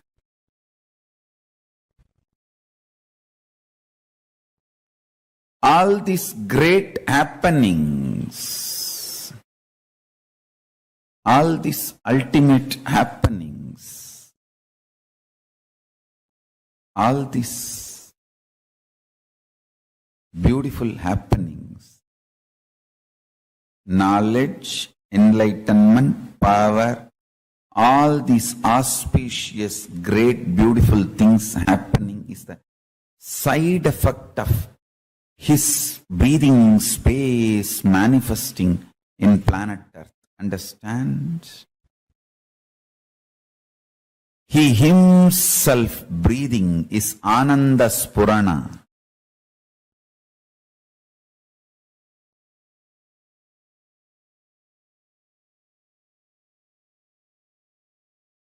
Paramashiva's two dimension. Devaguru Brhaspati, Asuraguru Shukracharya. For example, if you try to get a second wife, second girl, keep without the knowledge of the first girl by secretly hiding, Brhaspati will not help for all that. He will say, no, no, no, no. But if you go to Shukracharya, he will say, all right, okay, don't worry, I'll do what need to be done. Go. And he will even give you some tips. I'll take care. The Brhaspati is very socially polite relationship. Shukracharya, only integrity. If you are integrated to him, that's all. The social norms, rules, regulations, being organized, all that does not matter. If you go to Brhaspati, he will bless you for the wealth for which you need to work through the society, social form and achieve. But Shukracharya will simply give lottery. Everything I say, if you understand, you will understand the whole astrology. When you have the Brhaspati Guru Dasa, how the life goes, when Shukra is in your, is gracing you, how the life goes, you can see very clearly. With Shukra, if you are just integrated to him, that's all. He will do anything you want. He'll say, all right, come on. You just go and tell him, I'm planning for a third girl. He will just look this side and that side. Hey, come in the evening when I am alone. I'll tell you what to do. Go. Now too many people are around. Go. If you go to Brhaspati, hey, I'll inform your mother and wife. Go. So Brhaspati is more socially accepted relationship. And Shukra is, I'll take care, go. Be integrated, that's all. Go. If you maintain the integrity with Shukra, that's enough. He will grant you everything you want. And it's like he doesn't judge. Of course, Cosmos needs all types of people and all types. That is why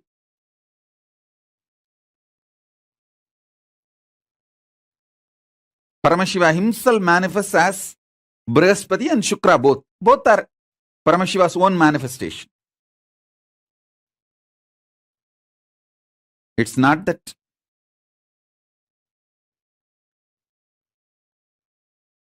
Shukra is less Paramashiva or Brhaspati is more Paramashiva. No. Brhaspati is more for the people who are organized, socially polite. Shukra is more for the people who are very raw. And that is the way people are. And he accepts everyone. And he will even give Sanjeevani Vidya. Even for the playboys, he will give Sanjeevani Vidya and how to make Somarasa, all this knowledge. If you are just integrated to him, that's enough. Deva Guru, Asura Guru. Both are centered on Parama Guru, Paramashiva, Dakshinamurti. I'll infuse, listen. The Deva Guru is absolute power of trust. Asura Guru is the absolute power of love. The trust Brhaspati, love Shukra, both are from Dakshinamurti. I'll infuse Dakshinamurti in you with Brhaspati and Shukra. Brhaspati is trusting you. You will become Paramashiva. Shukra is, it's okay, even if you do something once in a while, it's okay. I am here. I'll hug you and just, I'll give my quota. I have my quota. Means even stupid fellows, I can push it in the crowd. Hey, all right. Hello. Like honorary doctorate. Any university, if 1,000 people write thesis and get doctorate. The university has the freedom to give a honorary doctorate to one guy, even if they don't write the thesis. Like that, I have my quota. Granting in my quota, okay, that is Shukra. That's why he's Asura Guru. Even for demons, he allows, okay, all right, pass it. When he was young, he does intense tapas to Paramashiva to become one with Paramashiva. His tapas was so intense. Yes.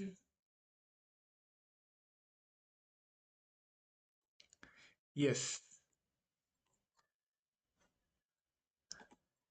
So now, as we heard directly from the Supreme Pontiff of Hinduism, how the Brhaspati and how Shukracharya bless and give the boons to the devotees.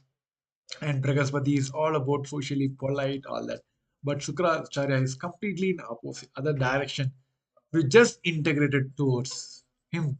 It's just that he don't judge before giving you any boon, whether it's socially polite or not, right or wrong. No, there's no judging there, right? So now, I think now we all come to the conclusion. I might have had our own understanding what kind of relationship we want to manifest with our beloved Guru, the Supreme Pontiff of Hinduism. So this segment is all about writing all the boons you want to receive from the Supreme Pontiff of Hinduism, as we all going to witness the direct the blessings and darshan of the Supreme Pontiff of Hinduism. So now I'm taking you to a short exercise where we are all going to write what is the boon which we would like to receive from the Supreme Pontiff of Hinduism today.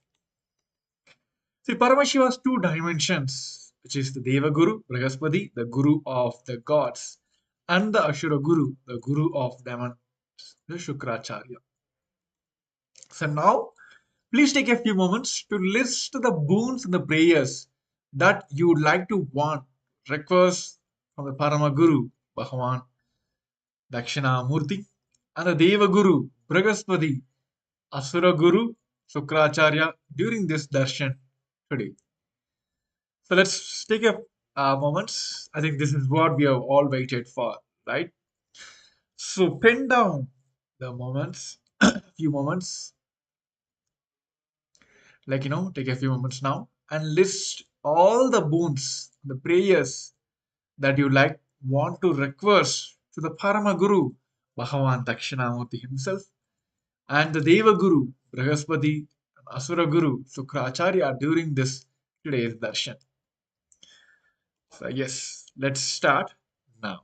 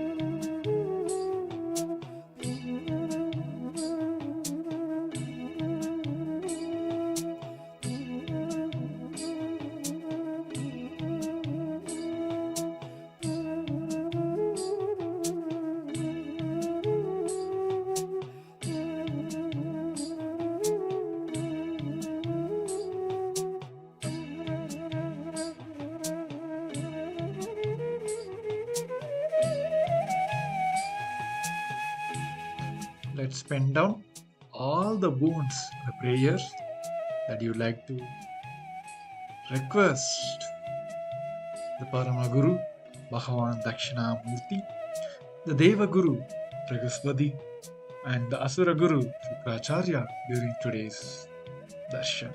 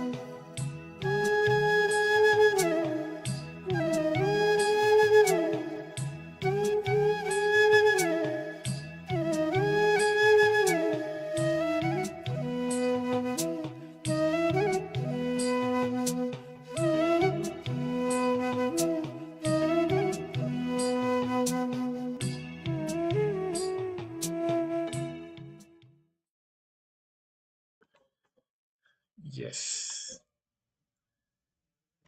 I hope all have written the boons requests and the prayer requests which you would like to put forward to Bhagavan Dakshinamurti, Brhaspati, and Shukracharya during the today's darshan. So now let us all get ready to prepare ourselves to receive Bhagavan Dakshinamurti, the various manifestation for today's darshan. So I request all the participants to quickly make a call to your friends and families as we are now getting ready to prepare ourselves to receive the Supreme Pontiff of Hinduism. So as today we are all going to receive Bhagavan Dakshinamurti, let us all have a short introduction about Bhagavan Dakshinamurti. Yes. So I request all the participants to come to the space of listening. Yes, let's start now.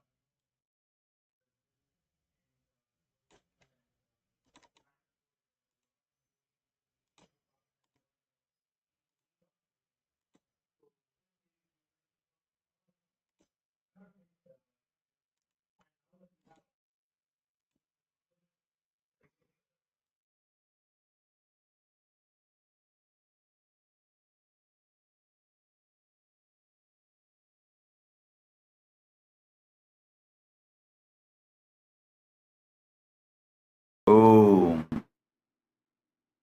as the ultimate manifestation of Paramashiva's Veena Dakshinamurti, Yoga Dakshinamurti, Vyakhyana Dakshinamurti, I bless you all with the liberation, Paramashivatva, ultimate Paramatvaita.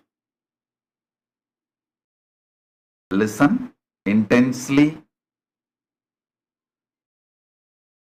Paramashiva with his 5 phases, P-H-A-S-E-S. He manifests Parabrahmam. From the Parabrahmam, the creation starts. From Parabrahmam, Brahma comes and creation starts. Then, from the sustenance phase, Parandama manifests. From Parandama, Vishnu comes, sustenance happens.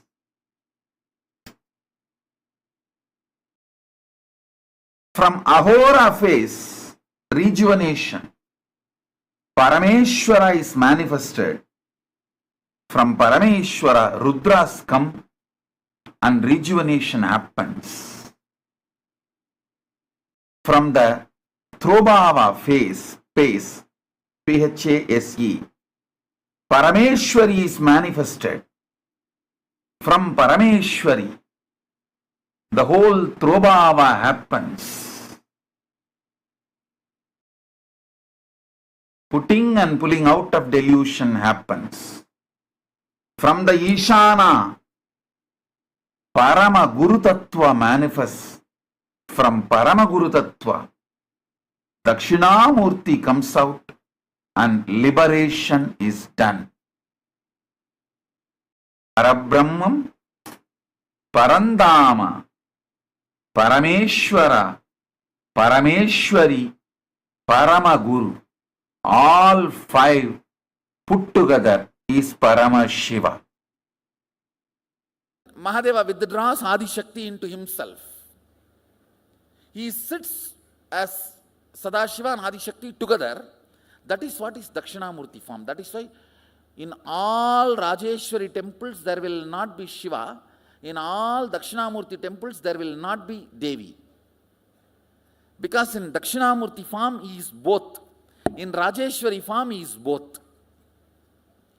When the male component is sucked into the female component, he is Rajeshwari. When the female component is sucked into the male component, he is Dakshinamurti. In no Dakshinamurti temple, there will be Devi.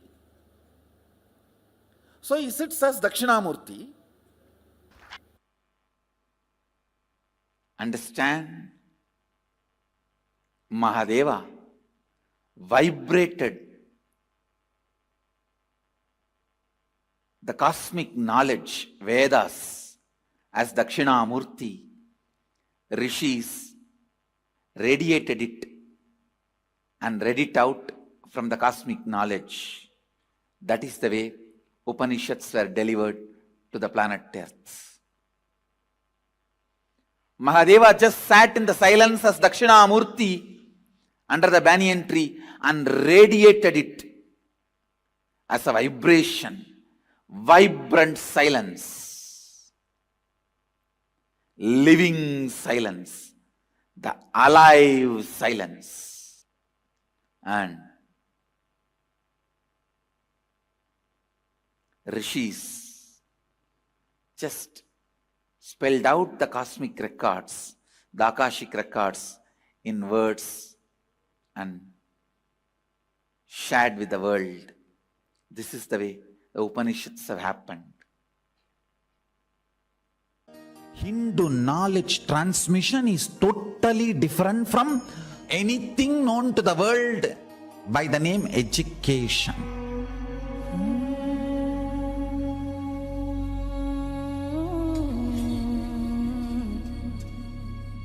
What Paramashiva shared with me, it was like intense cosmic downloading happening. One day, I was looking at him so deeply. Literally everything he was revealing was getting into my system. So deep, like if he utters one word, like a condensed 1 petabyte material, information will be transferred into my system. Listen. The words he uttered and the quantity and quality of the information transmitted was unimaginable. Every word he was uttering, petabytes of information was getting transmitted into my system. The system was getting loaded. When we say Dakshinamurti teaches in silence, it is not that he never utters a word, but the number of words uttered and the quantity and quality of the knowledge, information transmitted does not logically connect or equate, rationally inexplicable.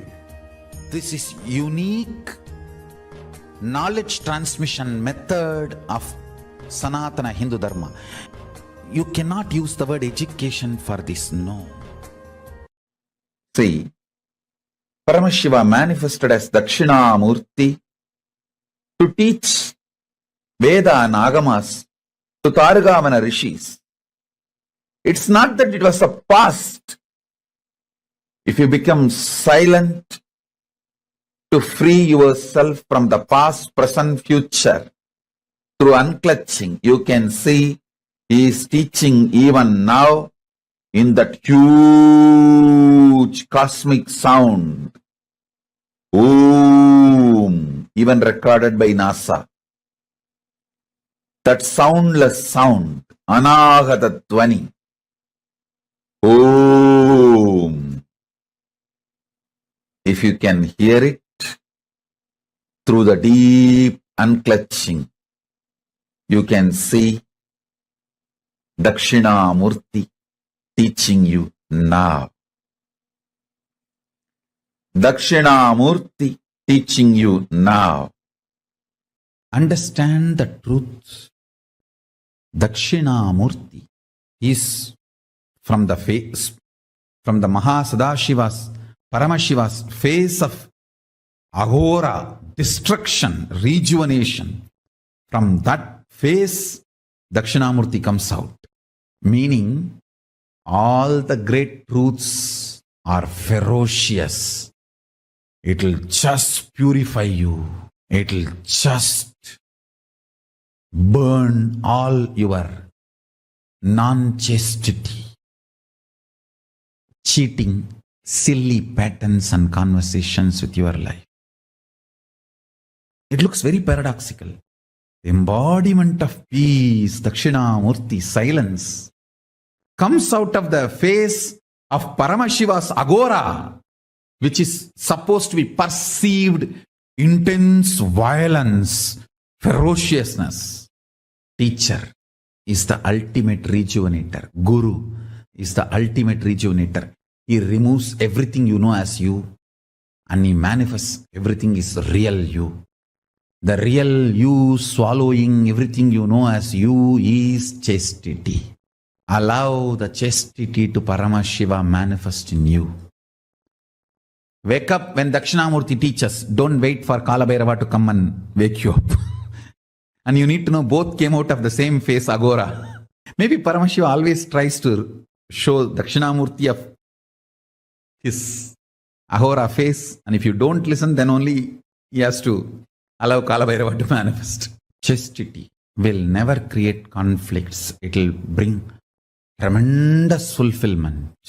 If there is a conflict outside, look in, something need to be attended inside. Listen to this clearly. Sound of Dakshinamurti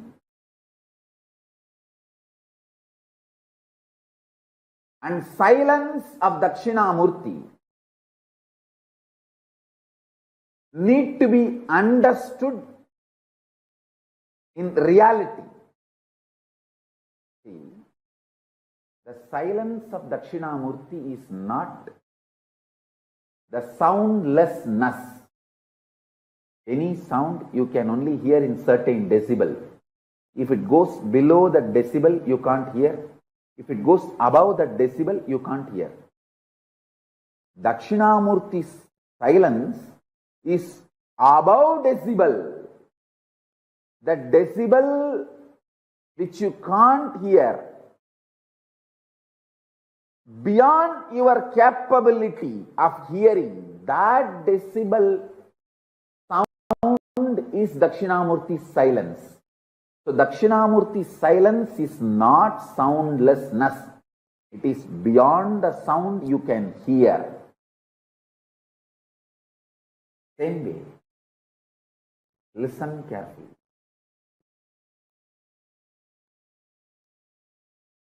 Dakshinamurti's silence is not soundlessness, beyond the sound which you can grasp, perceive, hear. The human ear has a dynamic range of the threshold of 0 to 120 to 130. I can say 0 to 130 decibel. Listen carefully. Human here has a dynamic range of 0 decibel to 130 decibel. If something is below the 0 decibel, you can't hear. Something is above the 130 decibel, you can't hear. Dakshinamurti's silence is above the 130 decibel. It is not soundlessness. It is the sound which is beyond your capability to perceive, beyond your range.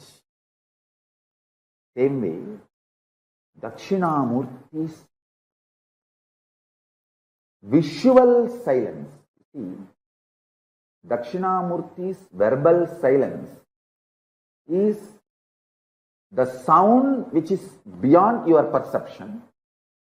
Same way, Dakshinamurti's visual silence is not darkness where nothing exists. No, it is supernal effulgence where all your ability to visualize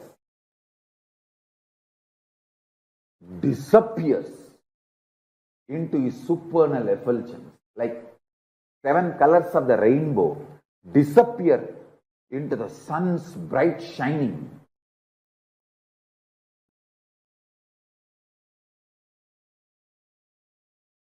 Your ability to visualize dissolves, disappears into the supernal effulgence of Dakshinamurti. Understand? The supernal effulgence of Dakshinamurti and supernal silence of Dakshinamurti. Then you will understand the right knowledge, right clue about the existence of Paramashivatva. If you understand this one truth, today you can manifest powers. The common frequency the human here can hear is like a 20 to 2000 hertz. 0 decibel to 130 decibel maximum. 20 to 20,000 hertz or 0 to 130 decibel.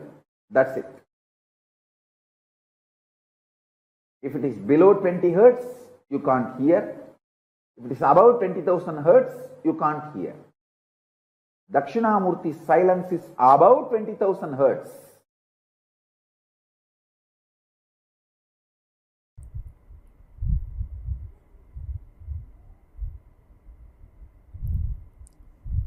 When I map down the cosmic silence of Dakshinamurti into the verbalization in the language you understand, listen. Ultimately, Sadashiva's silence is the greatest teaching, where you vibrate in his very frequency,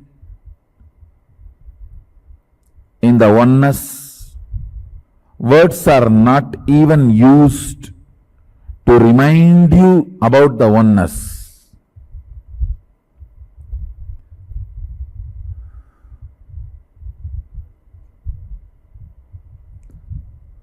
Words used to remind you about the oneness and to put you in oneness also is only plan B, not plan A.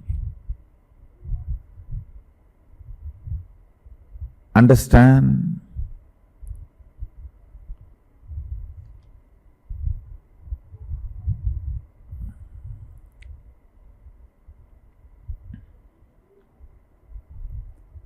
Ultimate truth becomes your experience in Sadashiva's reverberant silence, where the cosmic sound and the cosmic silence becomes one and the same.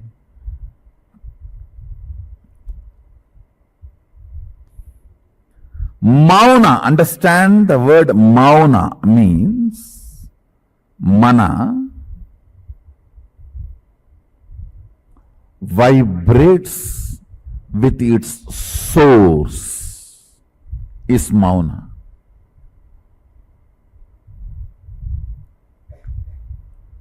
Your frequency is so high, so intense, so alive to the cosmic frequency. Words lose its power over you, or words have no meaning. That is the ultimate state.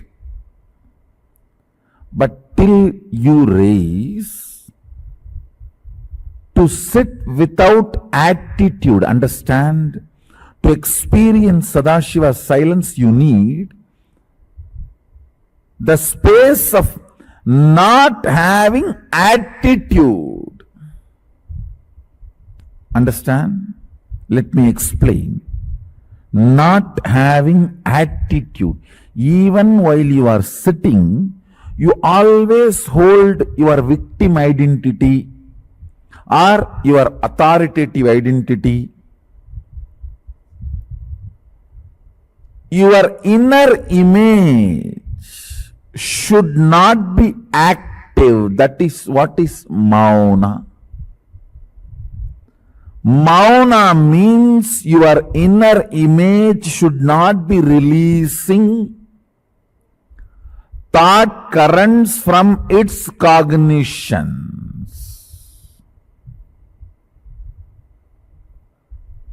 It should not be releasing either cognitions or thought currents. Having inner image while you are sitting is having attitude. You always think attitude means you behave style, drr, brr, brr, and you behave weird. The attitude queens who think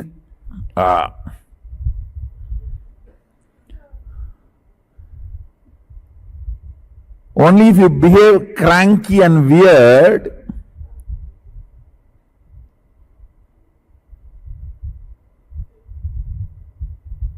to get attention, or because you got attention. To get attention, or because you got attention. You think only if you behave weird and stupid, it is attitude. No. Even if you are sitting, if your inner image is active, it is having attitude. To taste Sadashiva's silence, you should drop attitude, inner image. Your inner image should not be active. I tell you, that is simply possible. You just go and sit with our banyan tree. Breathe along with banyan tree. That's all. Decide, Mahadeva. See, understand, our banyan tree is literally Mahadeva, alive. Mahadeva, I'll breathe along with you. That's all. Nothing else.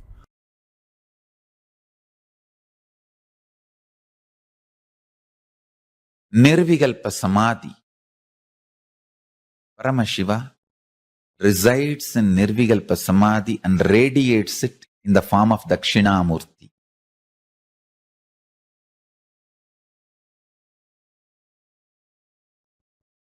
In all our temples, Dakshinamurti radiates the biology of Nirvikalpa Samadhi. Anybody wants Nirvikalpa Samadhi? Go to our temples, Dakshinamurtis, and touch the Dakshinamurti deity, do puja, sit in the front of Dakshinamurti, sit in front of the third eye of Dakshinamurti and just see him with your third eye. You will fall into Nirvikalpa Samadhi. He carries the very bio-memory, conscious decision, will to be in Nirvikalpa Samadhi. in Nirvikalpa Samadhi, all will melts down. That tattva, Nirvikalpa Samadhi tattva, radiates as a living will.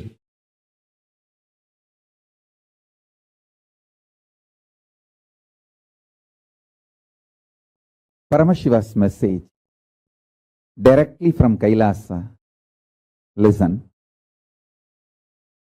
Veda sarartakam tantram tasmat vaidigam acharet vedantartamayam jnanam siddhantam paramam shubham.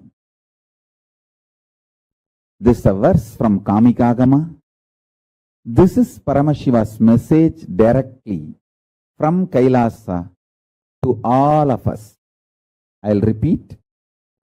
Vedasarartakam tantram tasmat vaidigam acharet vedantartamayam jnanam siddhantam paramam shubham. The English meaning, translation is, the Agamas are the essence of the Vedas. The highly auspicious Siddhanta is the enlightening true understandings from Vedanta. Listen. The Agamas are the essence of Vedas. The highly auspicious Siddhanta is the enlightening true understandings from Vedanta. Meaning,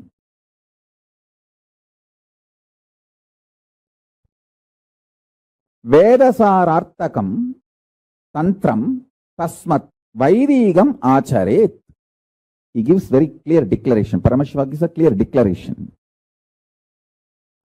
The essence of Vedas is Agama. Tantra means Agama. Tantra is the word used for Agama. So, Acharet means live Vedic tradition.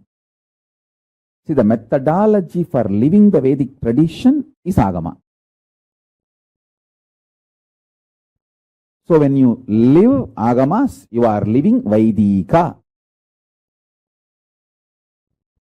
The methodology for living Vedic tradition is Agamas. And Vedantartamayam jnanam siddhantam paramam shubham. What a beautiful word. He says, Vedanta's understanding, true understanding,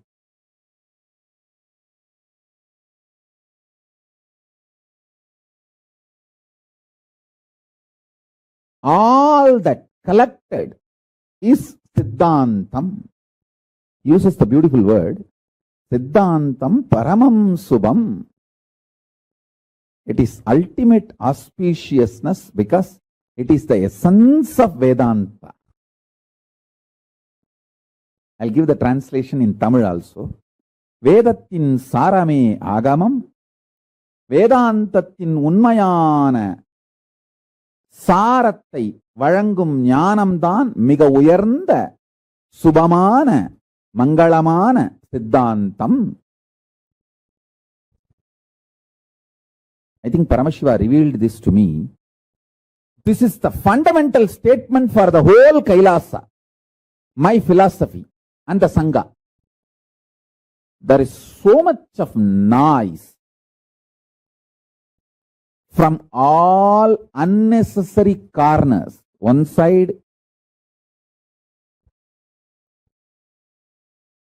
enemies of Hinduism, traitors of Hinduism. Hindu enemies and Hindu traitors. The other side, intellectual,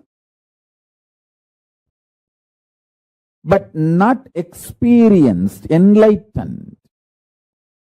Those intellectuals who are well read, but not enlightened, Pandits.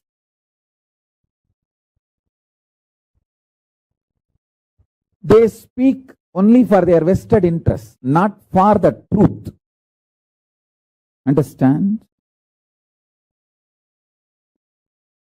Those people are also creating this huge noise about, oh, Vedanta is separate, Siddhanta is separate.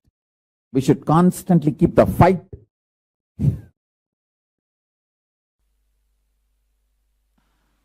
Basic thing is right understanding shared is a Jnana pada. Right actions from that understanding is Kriya pada. Right alignment to that understanding is Yoga pada. And celebrating that is Charya pada. That is the Charya, Kriya, Yoga, Jnana of Agamas. Agamas 4 chapters. Understanding getting established is Jnana pada. Actions from that understanding is Kriya pada. Completely falling in tune with that understanding is Yoga pada. Celebrating that reality is Charya pada. I tell you, during all the 4, before, during, after. See, it's like how these weight loss photographs they put, before, after. In all traditions, the before and after pictures will be different. Only in Shaivism, before and after picture is one and the same. Before Sadashiva, during Sadashiva, after Sadashiva. This before, during, after pictures do not change in Shaivism. If the before, during, after pictures change, then what about after? Then that also there is a possibility of changing. Then why do you want to achieve a state which is going to change? Simple logic. If before photo is different, during photo is different, after photo is different, then what about the after photo?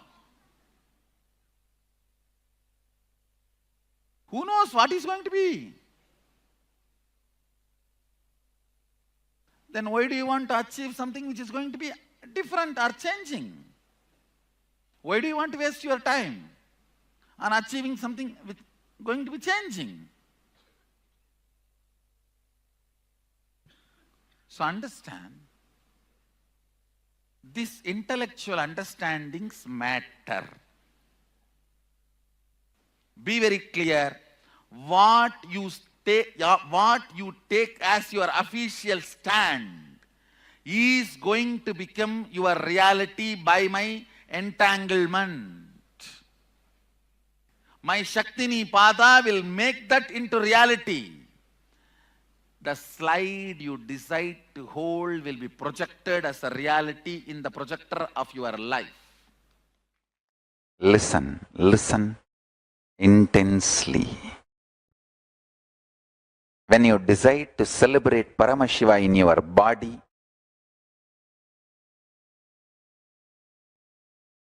and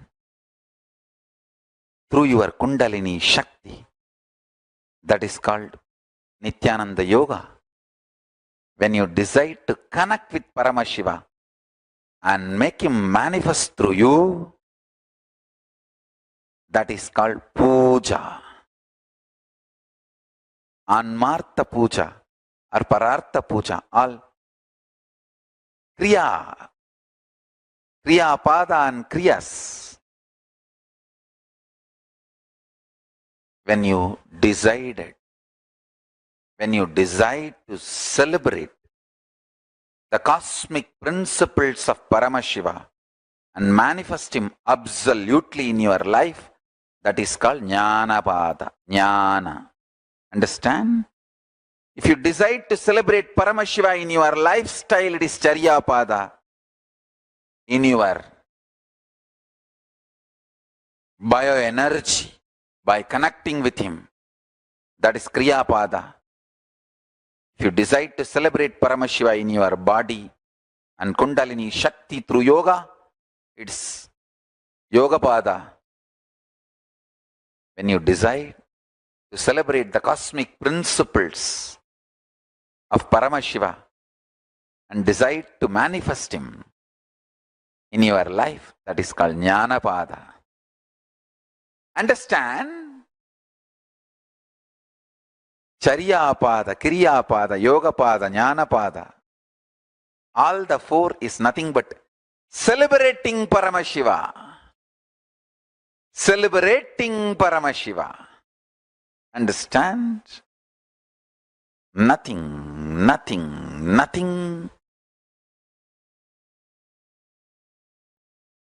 else is important in the life other than celebrating Paramashiva. Celebrate Paramashiva. Create enlightenment ecosystems wherever you are. Listen carefully. In Vedanta, there can be conclusions. For example, what is the essence of Vedas? Vedanta. What is the essence of Vedanta? Aham Brahmasmi. Oh, there are so many thought currents in Vedas. Like, you have multiple births, and you have karma, and you can be liberated. You can avoid birth and death cycle. If you want, you can have even conscious birth and death cycle. And this is cosmology. This is self-jiva. And this is God, Ishvara. So much of concepts. Finally, the essence. If you ask, essence of the Vedas is Upanishads. Essence of Upanishads is Vedanta. Essence of Vedanta is Aham Brahmasmi. But in Agama, there is nothing called Agamanta. You cannot say the essence of Agamas is Sadashivoham, and essence of Agamanta is Sadashivatva. You can't say. In Agama,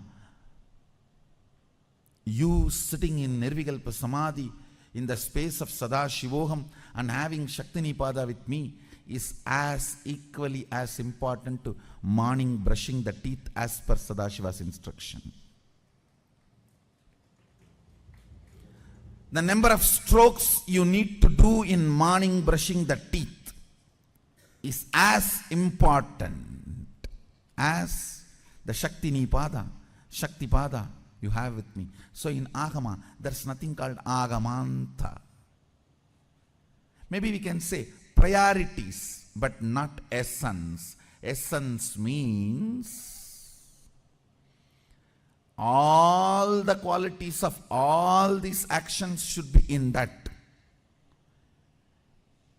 Vedanta accepts there is something called its essence. Agama does not accept. So every statement I make now is important for you. You can't say end of the session, today's session, oh, the essence of today's session is having Shakti Pada with Swamiji. Let me have that. Doesn't work. Shakti Pada itself will work only when you understand and cognize everything I am making. Every statement I am making. In Vedanta, because it is a thought current based system, there can be essence.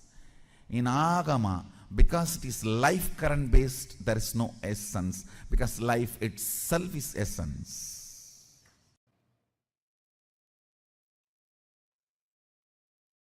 Yes. So now all of us heard the entire manifestation of Dakshinamurti from the Agora dimension of Paramashiva, and Bhagavan himself beautifully explained how Dakshinamurti manifests, how when he sits in silence, he teaches through silence. It is not that when Dakshinamurti sits, he is maintaining the silence. The decibel with which he teaches us, it's not in audible form for us.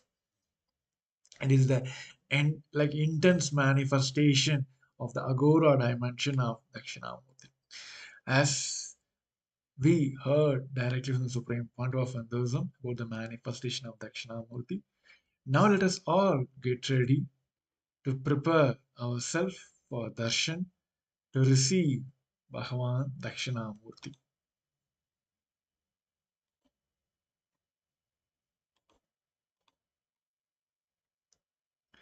Yes.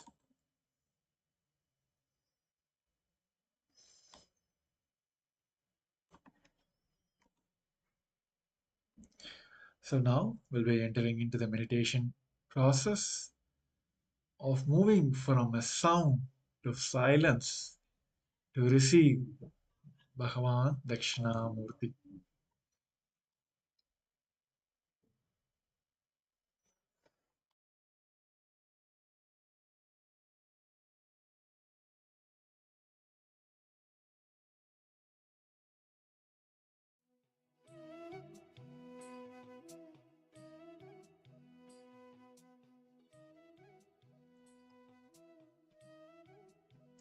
This whole technique from moving from sound to silence of Bhagavan Dakshinamurti, it will take at least overall 25 minutes.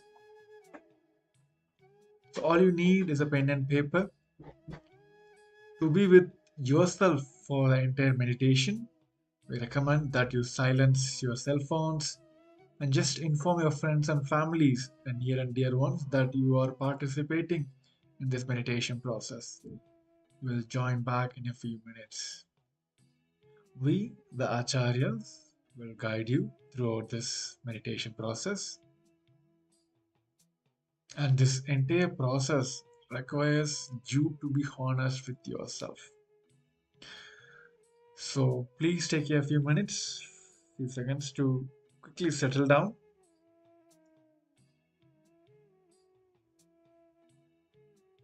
As we all getting ready to prepare ourselves to receive Bhagavan Dakshinamurti.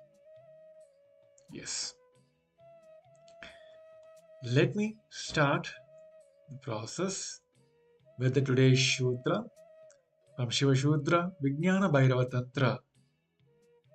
Number 34, the translation goes as Devi, she